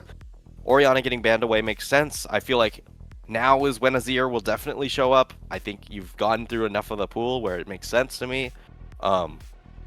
Victor as well is another champion I can expect. Nami will be banned away, so another one of the facilitator picks for Kraydog taken out of his pocket, but it does leave Ornn up. So it makes sense to just slam it, honestly, if you're okay with playing it this tank, but it will be a Pantheon instead for the jungle pressure.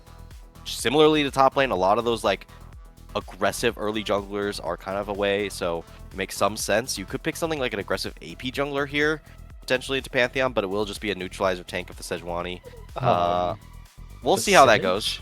It needs to be like Silas and or Akali or something. You want to just stack as many melees as possible, but the classic supplemental pick is you play Sej plus Renekton, but Renekton is gone. So it's gone. You don't have the best top lane options. I know Shyvana should be legal now. I don't remember. I don't know. I was gonna mention though, they're taking away this Nami and they're like trying to read a Corki. There's still like a ton. You still got that Varus, you still have that Yanara as well. Oh, Ari's still around. Ari's still available as well as a mid laner here, and Yanara Lulu just going to be that lock in here for Vengeance. It's a good bot lane. You want to deny that from the Jinx here. Now you're looking like, okay, my personal traditional counter to Lulu is Rel. That was gone, 2 games ago here. So you're going to have to run this Thresh here to keep this Jinx alive. And handshaking bot lane into Yanara Lulu, it can be scary. And now the question really comes to, is Husky a scaling Yanara or an early game Yanara? Because she goes both ways.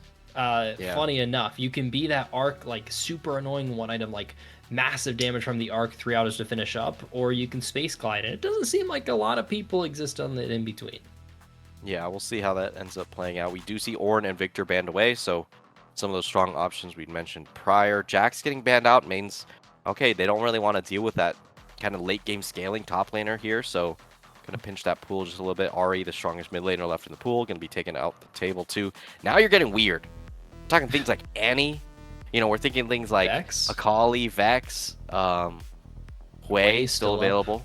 Yeah, that's definitely one of them. Now it's really like, okay, you probably want to pick something really aggressive to just combo with the Pantheon. So your options are getting limited. I'm not sure if I'd opt into a farming lane, and they're gonna go for the Lux. You mentioned weird. I was gonna be like, I think Silas. You talk about aggression. I've seen some Silases contest with the way, but keep it at range here, and you can enable Rehurt here, who had a phenomenal game, and I was gonna maybe fringe it. We saw it banned last series here, and I do like this Aatrox in this angle. You've got a Drain Tick, you've got someone else to stand around here, and maybe not the lore matchup specifically here, but we're throwing down. Welcome to your gold solo queue games here, viewers. It's Aatrox versus Garen top lane. Yeah, one thing I'm curious about, does Garen E stack Sejuani passive? Because it technically triggers on hits, right? It is not auto attack though. It is not an auto attack specifically. Okay, so a little bit anti-synergistic, because that's generally how Garen wants to start up and engage on the top side. So we'll see how if that combo actually can work. Otherwise, the Sejuani kind of feels out of place. You're just going to be matching this Pantheon as best as you can, considering there is that global presence. Lux is an interesting one where she should have, similar wave clear to the Hui, but a lot more burst, but less poke. So you're going to be in a pretty weird spot. I expect to see a cleanse on either of these AD carries, honestly. You're dealing with a Thresh, you're dealing with a Lux, you're dealing with Pantheon. These are scary, you know, CC threats as well as the Sejuani. So curious to see whether we'll see the move away from the barrier just for a little bit more defensive options. Lulu obviously has the option to just go Mikhail's first and not really care too much if she needs it. So definitely some interesting options, but I don't know if I like We Love Soulbert's comp. I think they might get kited out pretty hard. They really have to close the gap with the Sejuani, and Thresh has to be landing hooks. At least they should have range advantage to some degree, but Lux is still terrifying to deal with. You can't really walk through that zone. Yeah, it's hard to get a read when you have such a strange champ like Lux, but I think the burst is actually quite good here for their composition, and then having an Aatrox, which theoretically should be answerable with the Sejuani and the Garen alone, could still run away with this, especially depending on the build of the Aatrox. We've been seeing a lot more like greedy builds where they're building a lot less survivability and a lot more damage, so I'm curious to see whether this will be that lethality option for that pick, but we are just going to get an early ward here, and yeah, we're going to have a pretty standard start nonetheless. No action towards the bot side, just bush control given over to that Yunara Lulu double ranged. To answer a question that maybe will pop up a little bit later for some people, no, Thresh autos are not melee, even though there's kind of the two animations, the close and the long range. None of them count as melee. That was like a bug fix that Rakan had to get a while ago specifically, and Thresh was not so lucky to get it. And a lot of Thresh mains did kind of complain a little bit about it, and I was one of them at the time. So Sejuani does only have this Garen to really stack up the passive, so you're going to see kind of a little deficiency here. And, Yunara is stacked up for passive, so I don't think We Love Soulbert respects it at all. They're going to have to force that heal. It's going to get traded in kind just for that movement speed, and Soulbert just getting bullied out of this lane already. Yeah, the double range there, just getting the extra slowing there from the Q, from the Lulu. With no hook, it's just, where's the threat range? And they don't play it slow enough for the Flay empowered autos to really make a big difference here. It's now a lot of space on the lane here for Husky and Kraydog, so they should be just free to sit in these bushes and really abuse the range advantage that they have. It'll take a pretty big hook here from Chief to even start something up, but Sejuani is pathing towards the bot side, Pantheon is as well, so I do expect some action, especially with how these teams have played. They want that early gank on the bot lane just to get some sort of pressure back, so yeah, I definitely expect something to occur, but not entirely sure what. But Pantheon should have, an advantage as far as clear speed here, just since he's already gotten through those much more beefier camps of the Gromp as well. I do like those looks from Corrin. You mentioned that burst in the lane, and that's something that you have to really play around specifically, is that bind through the minions. So Corrin looking for those already this early on into the matchup. It is good to see here, and Firefly's going to try and take some little bits and trades to trade up, or to even up the trades that are coming from Rainy, and something to keep your eyes on too. That's an Ignite in Firefly's inventory here, so no Ghost, no TP, like proper super empowered TP as well. So need to see level 6 from Fireflames just be a kill. Like that is a requirement for Garen to find success in this game, and Pantheon's kind of sneaked their way on down bot side. Yeah, interesting pathing here from the Sejuani. Just gonna give up the bot lane scuttle, doesn't want to deal with it. They knew that the clear was probably going that way, so we'll just immediately go towards that top side, but that does cut off your bot lane from any potential support for the next couple seconds here, as Rehurt will try and make the journey towards that scuttle, but good pathing by Sultan just to already be ahead of that, so won't have to deal with any interaction with the Pantheon. May even potentially get a gank here on Rainy. Has the opportunity, the dash, though, pretty short range, and that forward assault just not going to find the knockup either. Now Chain's found. It's not the slow, but it's still pulled back. One more auto needed. This passive going to fall off. Now Rehurt's in the area. Not empowered with that stun yet, but still can fight it if they want it. No Chains on the follow-up there. Going to find just that short stun onto Fireflames, and not much else really in the tank. A Q1 to zone away from some minions, and about it there. Yeah, we'll get the reset here going. Across the map, nothing too crazy. I do think Lux should just be able to clear the wave a little bit more efficiently. It's just 2Es is the classic, especially after the first item buy, so expect that quite soon. This is double TP from mid laner, so we'll have that global presence a little bit more, since this is going to be a pretty action-packed game once level 6 hits, I imagine. But eventually. Yeah, I think right now is just the slow time before the storm. So Mhm. as soon as Pantheon hits level 6, as soon as Sejuani hits level 6, expect a lot of plays back at back. Just because they have the easy entry points with either the Grand Assault for All or And they the need it. Oh, beautiful combo from Rainy. Might want to keep this going. One more auto needed. Not that empowered one, so it's not going to be one auto to kill. They've got that dash here in a range. 3 autos needed proper here. Rainy waiting for that Q1. Going to find it. Looking for the Q2. Not going to go to the tower here specifically. But, hey, threat laid out. Fireflan's warned.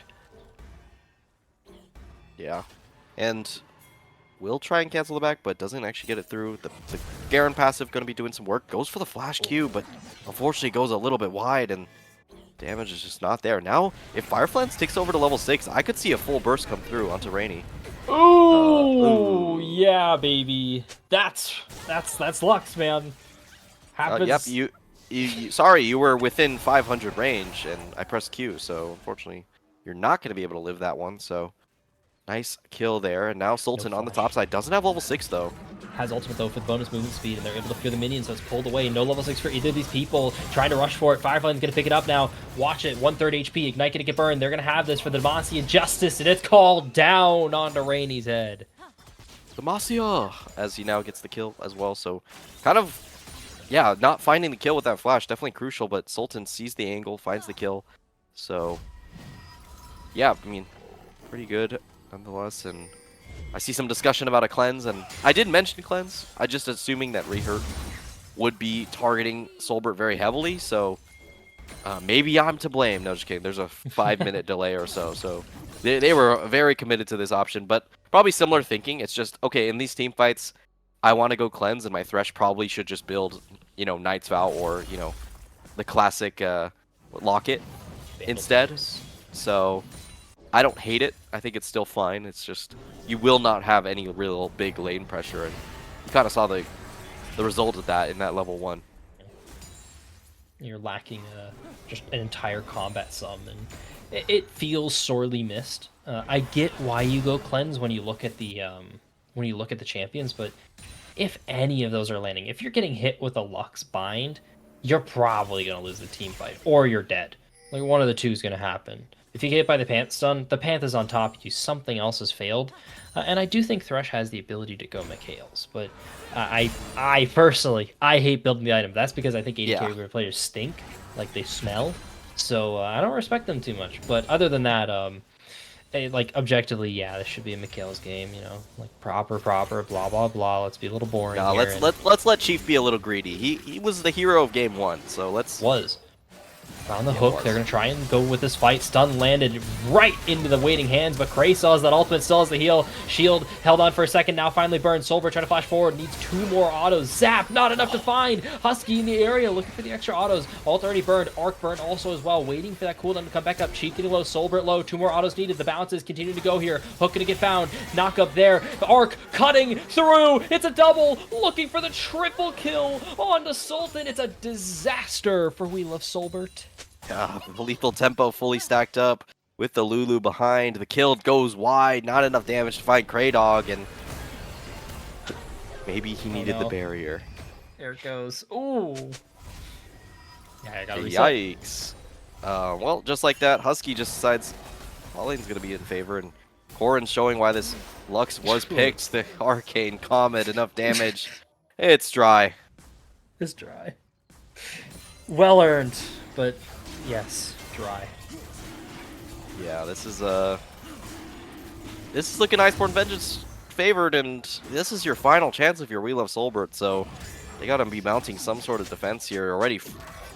Going towards that 4K gold down at this stage of the game is not what you want to see out of a composition with the Sejuani, with the Hui, but you do have Jinx, but unfortunately that Lulu was taken away and you didn't go an enchanter of your own, so you're really playing around the fact that you're just going to have to deal with it come late game with this Lulu, so... I don't know. Would you have picked a different enchanter that's just worse than Lulu in this game, or are you good with Thresh?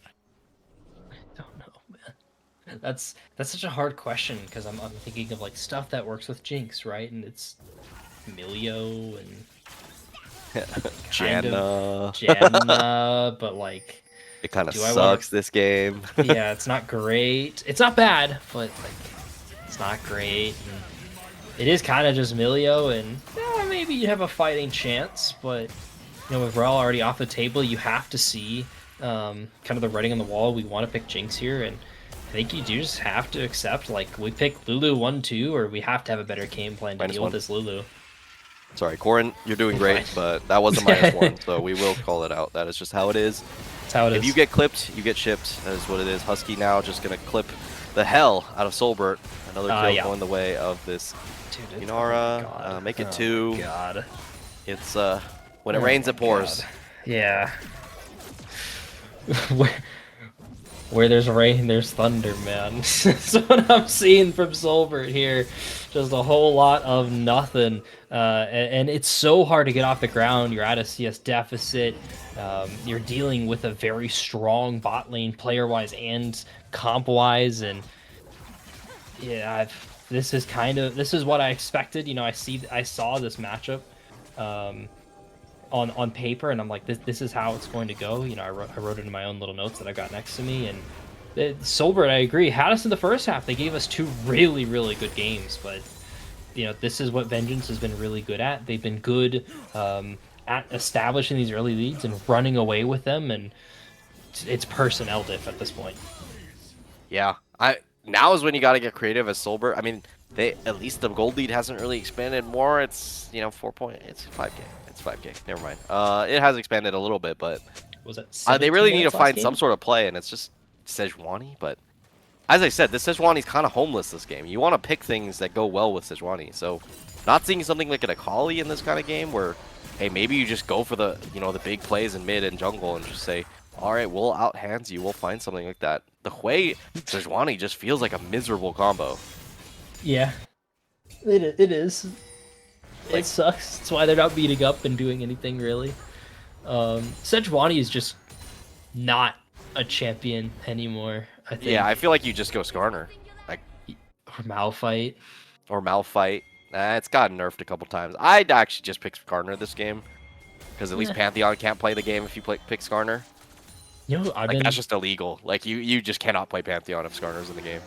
I've been thinking, I feel like Zac players could probably eat really well right now as a tank jungler.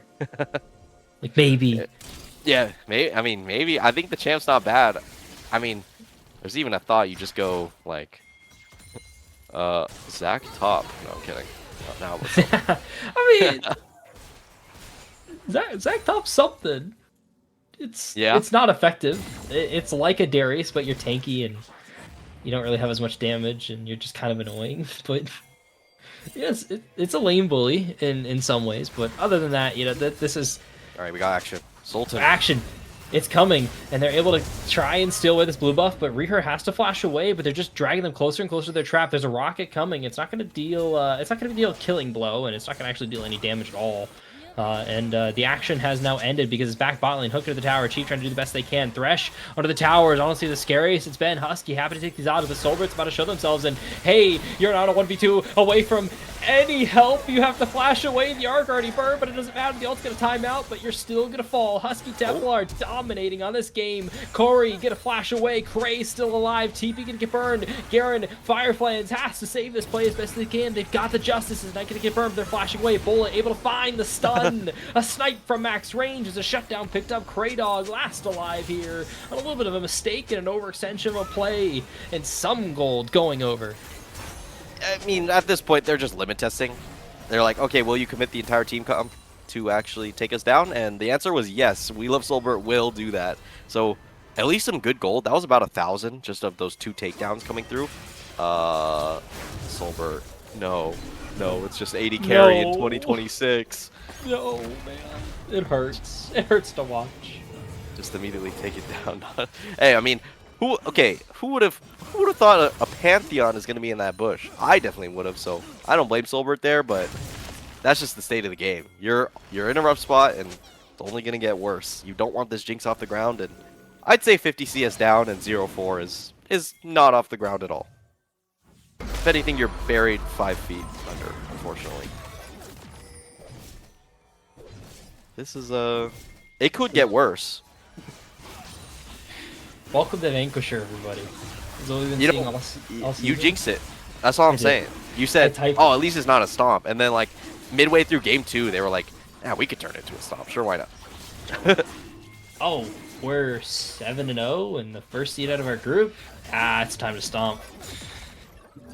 Yeah. The script says we've got to stomp here, and Rainy might be able to get a little bit of gold here. Donation towards We Love Soulbert. Hook, I think, whiffed, or was it burned super early? Regardless, Rainy unabated under their own tower. Now, they are a top laner, so they can live for a couple extra seconds. They're sustaining for a long time, but Fireflies found it. Grand Starfall from Rehurt trying to find some trade, but not able to get it done. Yeah.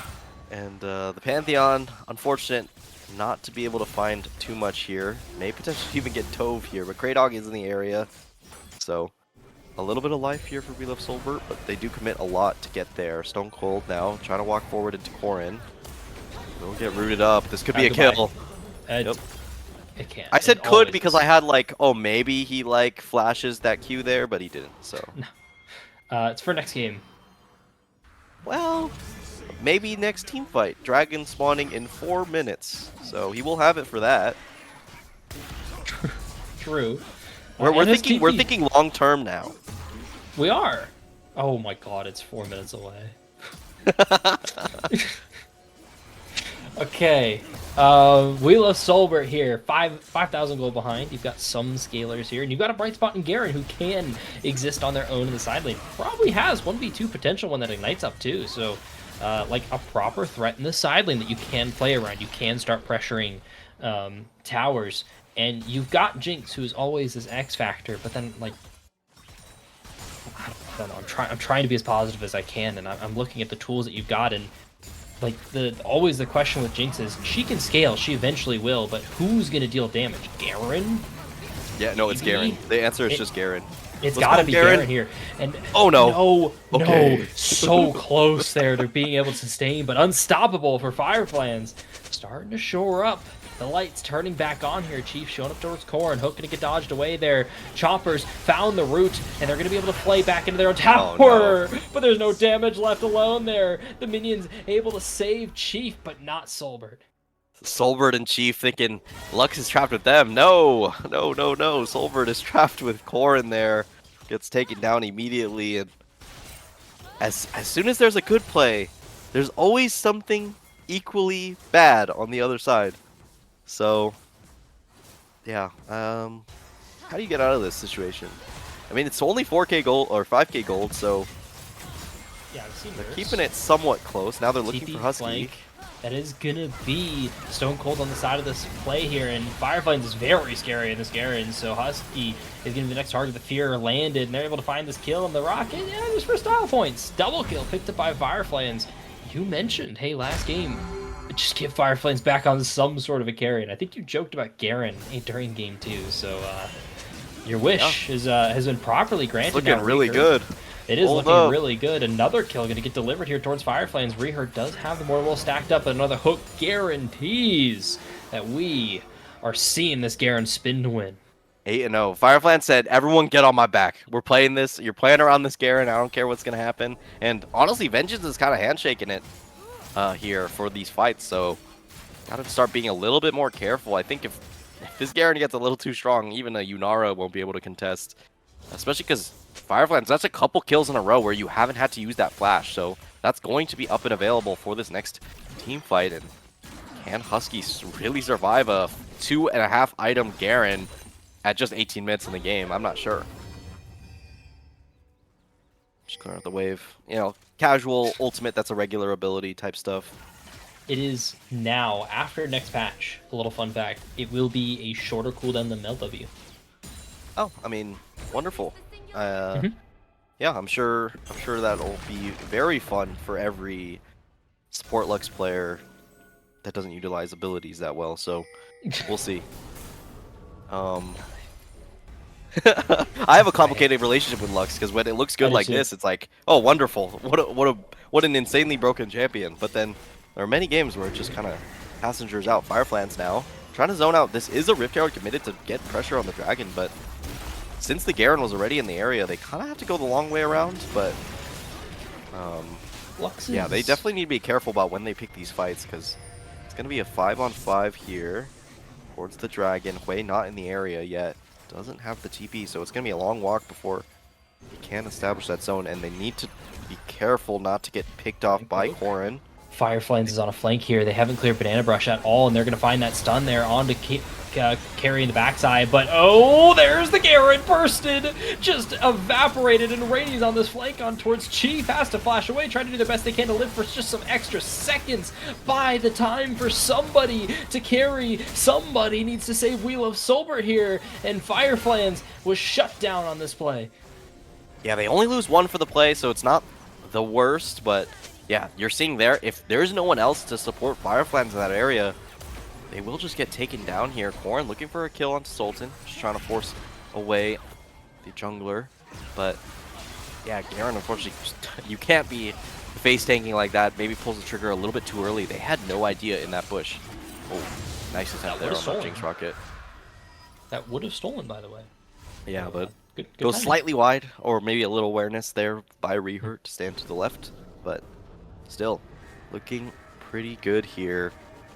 A little bit of a scary sequence of plays if I am Iceborn Vengeance. Like, they were letting it slip a little bit, but back to riding the ship when it was veering off course there. So now we got another 4-minute timer before this next Drake. This is Soul Point now, so curious to see if this Garen will scale to actually do more, but kind of really waiting on the Jinx. Did go the Yuntals, so opting for the mega late game build. But Cray picked off again. Sultan, though, not quite having the damage. That's their full entire combo with some help from Wei, and they still haven't been able to burst the Lulu. Stun, though, blocked off, and Fireflames on the side was able to pick up a solo kill onto Husky, so they are missing their AD carry for any sort of return play, but Rainey keeping up the play onto Chief, though, just a little bit of reverse in time. Forget you saw anything, because it's on to Fireflames at the back under that tower. Now we're moving closer and closer to live. Oh, a little bit faster now as Rainey back on into Chief. Fireflame's too low to help at all in this fight, so Chief and Soulbert gonna get ran down. Reher gonna flash forward, takes Chief. They're happy with this prize. They've been delivered it here, and actually Chief able to get away with some good box usage. Still fine. 1-0. Pick. We'll take it. yeah, I mean, an AD carry without a support against a Garen with 9 kills will definitely, that will be the result every single time here, so pretty good. We'll be going for that PD, it looks like, so should be even easier to close those gaps. But once again, this is very squishy Garen. One big mistake in a team fight, and you lose that rolling force that is this top laner here. So gotta keep the ball rolling. One thing I'm a little concerned about is Garen has to join these fights so often that he's not really pushing his advantage over Rainey. So there could come a moment where this Garen, despite being very strong into the other members, may potentially struggle in the 1v1. Now seeing Sultan trying to lock down Rainey, give some time to Stone Cold. Good CC duration usage from Sultan. They're actually keeping them locked down with Zeke's as well. Pretty much max duration and just delivered to Stone Cold there. No cross map either. They're trying to find it here into Fireflames. They've got the stun. They've got Cray here as well as the cavalry coming in, but Fireflames is a little quick on this Garen. Yeah, this is, they're getting plays across the map. So the gold lead now 3K. So I'd say that's within striking. 3.5K. All right. I'm not get too excited, but it's at least within striking distance. Like, that is something that could be overcome just purely based off of execution and fights. Yeah, as we do have Shvam, our producer and observer, is highlighting the difference in the bot lane gold. Yeah, rub it in. Yeah, just purely the gold lead for the most part. But also, of course, you got Garen also 3K gold up on the other side, so it goes both ways. But 3K gold up in mid is definitely the one that feels the worst, since that was pretty much unmitigated, no team support type thing. It was just straight up, yeah, Corrin just solo killed Stone Cold a couple too many times. So yeah, we'll see how this ends up playing out. I will say the engage options for We Love Soulbert are really good. You have the Sejuani ult, you have Thrush Hook if you could actually land it. So And then Hui, of course, just having the zone and being able to slow people. She's been good enough with these. Oh, Stone Cold's gonna dash or be able to dodge away, but there's a whole lot of everything else on top of them here. Husky gonna dash on forward onto Chief. They can't get away. Arc gonna slow them down for a second. Now Sultan realizing I gotta cheese it here. And the blinding light not able to find a kill, but Sultan more than enough to get delivered towards Husky. Arc gonna find Soulbert, but nothing else. Eyes are on to the Baron. Yeah, just not expecting the engage there with a couple of members. Did do a good job of dodging away from Corrin's main damage threat with the Q, but I mean that's a Pantheon, that's point and click ability. Did get shut down immediately. Baron is started up. We do have vision on it at the very least with his blue trinket, but no dragon up for Sultan, or no smite up for Smolten, so will be a give. I want to see Garen get into a really crazy angle just because you have this time to do, you know, a little bit of sneaky deaky like. We'll be clearing on that Raptor pit. Does not get spotted out, but we'll show on mid. He cleared the wave. Yeah. God, I love Lux. That's a classic. We'll actually have the positioning advantage on this Drake, so it will be Iceborn Vengeance with, you know, not really great engage options walking into the Garen, Hui, Thresh. This is your big opportunity here for We Love Soulbert. This needs to be a big fight for them. Needs to be a very big fight from them. They found the hook onto Rainy, but no extra follow-up. Some extra damage moving on here towards River, but eyes are on the prize. Dragon's up at 2 seconds. We could just end the game. They're pushing down mid. Rehurt and Rainy, they understand this. We Love Soulbert, they're getting paralyzed. They don't know what to do either. Just starting to push on through this. The Baron is taken, so these towers are just paper. They're doing extra damage to this Drake with the Lux ultimate. Finally, one reset gonna go in through Rehurt onto Chief. Now they've got Rainy in a 2v2 with Rehurt. Moving on through Firefly is finally showing up here. Gonna be the difference maker on this fight. Can they even claim the dragon? If they get this soul, this would be the salt in the wound. An Iceborn Vengeance. Pick up the dragon. They got the tier 3 mid. They're gonna win the team fight as well. Rehurt's still alive. Dashing onto the backline. This cleanse still up. The flash still up. Soulbert not able to get away. Sultan buying some seconds. Grand Starfall gonna get burned just to pour some extra lime juice into that wound with some salt, as Sultan is buying some time, I guess. But brother, you're so dead. Yeah, just burning time for really nothing else to gain on the map. I guess it's, you know, he got them close to base, so they get to go buy items right after this kill. Yummy, yummy. They're going to stall out the kill. Oh no, Sultan, you need to just die. Okay, there we go. We'll just go into the fountain there. No big deal, but man, I gotta say, Soulbert, We Love Soulbert just has to commit on that dragon. Say, okay, we're going all in, we're taking this dragon. Screw it if they don't get inhib, it's fine. And just play out from there and maybe look for a fight. You know, yes, they may cancel your backs, but you're not losing your base there. Like, you're at max losing inhib and maybe one Nexus turret if they really do commit. And I don't think Iceborn Vengeance is crazy enough to just full commit on the base there. I think they would pull back members to support in a team fight if that was the call. So, I'm not entirely sure. I feel like they could have really made something of worth there where they deny the soul, but instead get stolen away by Rehurt, and really you get nothing for that play. In the end. And you have a dead Goodbye, Stone Cold. Goodbye. Taken down. Good bind there. Picking them up. Sultan going to take some damage just on accident. Another spear there dealing some extra damage. And this is the last wave here powered up by the Baron. So the push going to stall out for a little bit. We Love Soulbert getting some crucial extra seconds. But while this tower is getting taken, you'll take a note and a gander towards that bottom right of your screen. That's an Aatrox also taking top tier 2.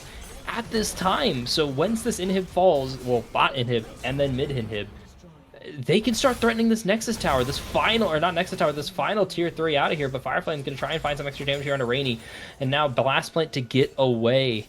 It's just crumbling through their hands. Chief gonna get caught out here by Rehurt. Found that stun. Soulbert has to flash away, still holding on to that cleanse. Doesn't matter though. Husky happy to go on a killing spree, picking up the double kill. Now Fireflame's going on there, forcing the flash from Corrin, but falls towards them. It's a killing spree for this Lux. Fountain Spear gonna put in some extra damage here, but Rehurt happy to eat that up. TP getting burned. This Nexus getting threatened. Flash away the fear to buy them some crucial seconds. Sultan trying to run away, but there's nowhere for you to go. The chain snaps as they go to their death. Corrin on a rampage. The towers falling. We Love Soulbert taken down 3-1 as Iceborn Vengeance have their sights set on Grand Finals. Yeah, Iceborn Vengeance making their way to Grand Finals. The expected result ends up as it is, but I gotta say, it didn't seem that way in the first couple games. You know, it felt like they felt a little shaky, but when, you know, we said it earlier, when it rains, it pours, and hell did it pour here for Iceborn Vengeance. They just completely shut them out in the Game 3 and Game 4, and I mean, We Love Soulbert, they had some bright spots. I feel like Fireflans, shout out, did as well as he could in that last game, but, you know, you're dealing basically, I said it in Jack, Garen V9.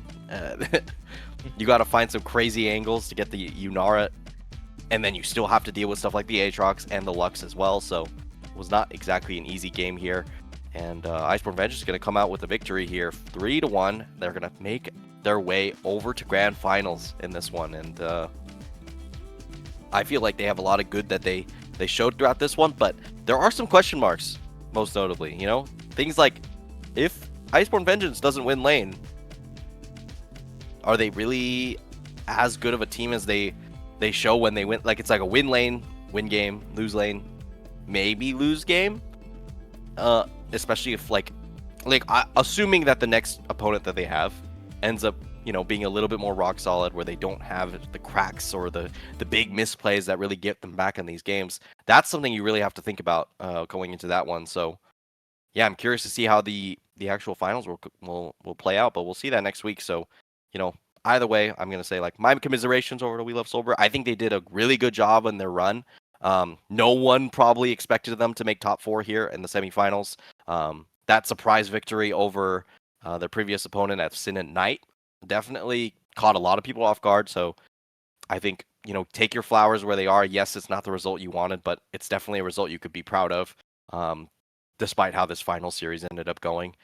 So there's always going to be winners, there's always going to be losers, so unfortunate for them that they will have to be bowing out in the semifinals. Unfortunate for them, but a hard fought and earned victory here for Iceborn Vengeance, especially those last 2 games, cementing themselves as properly one of the top 2 teams here. They're going to be going against Akuma Peacemakers, who have been on a tear through the bracket, through the regular season. So we've got a powerhouse finals coming at you guys next week. It's another best of 5, one final time here to see you guys next week. I've been Halfling, joined by Golden Gad, produced and observed by Shavam. Thank you everyone for spending your night, and one final time, we'll see you next time. Bye-bye.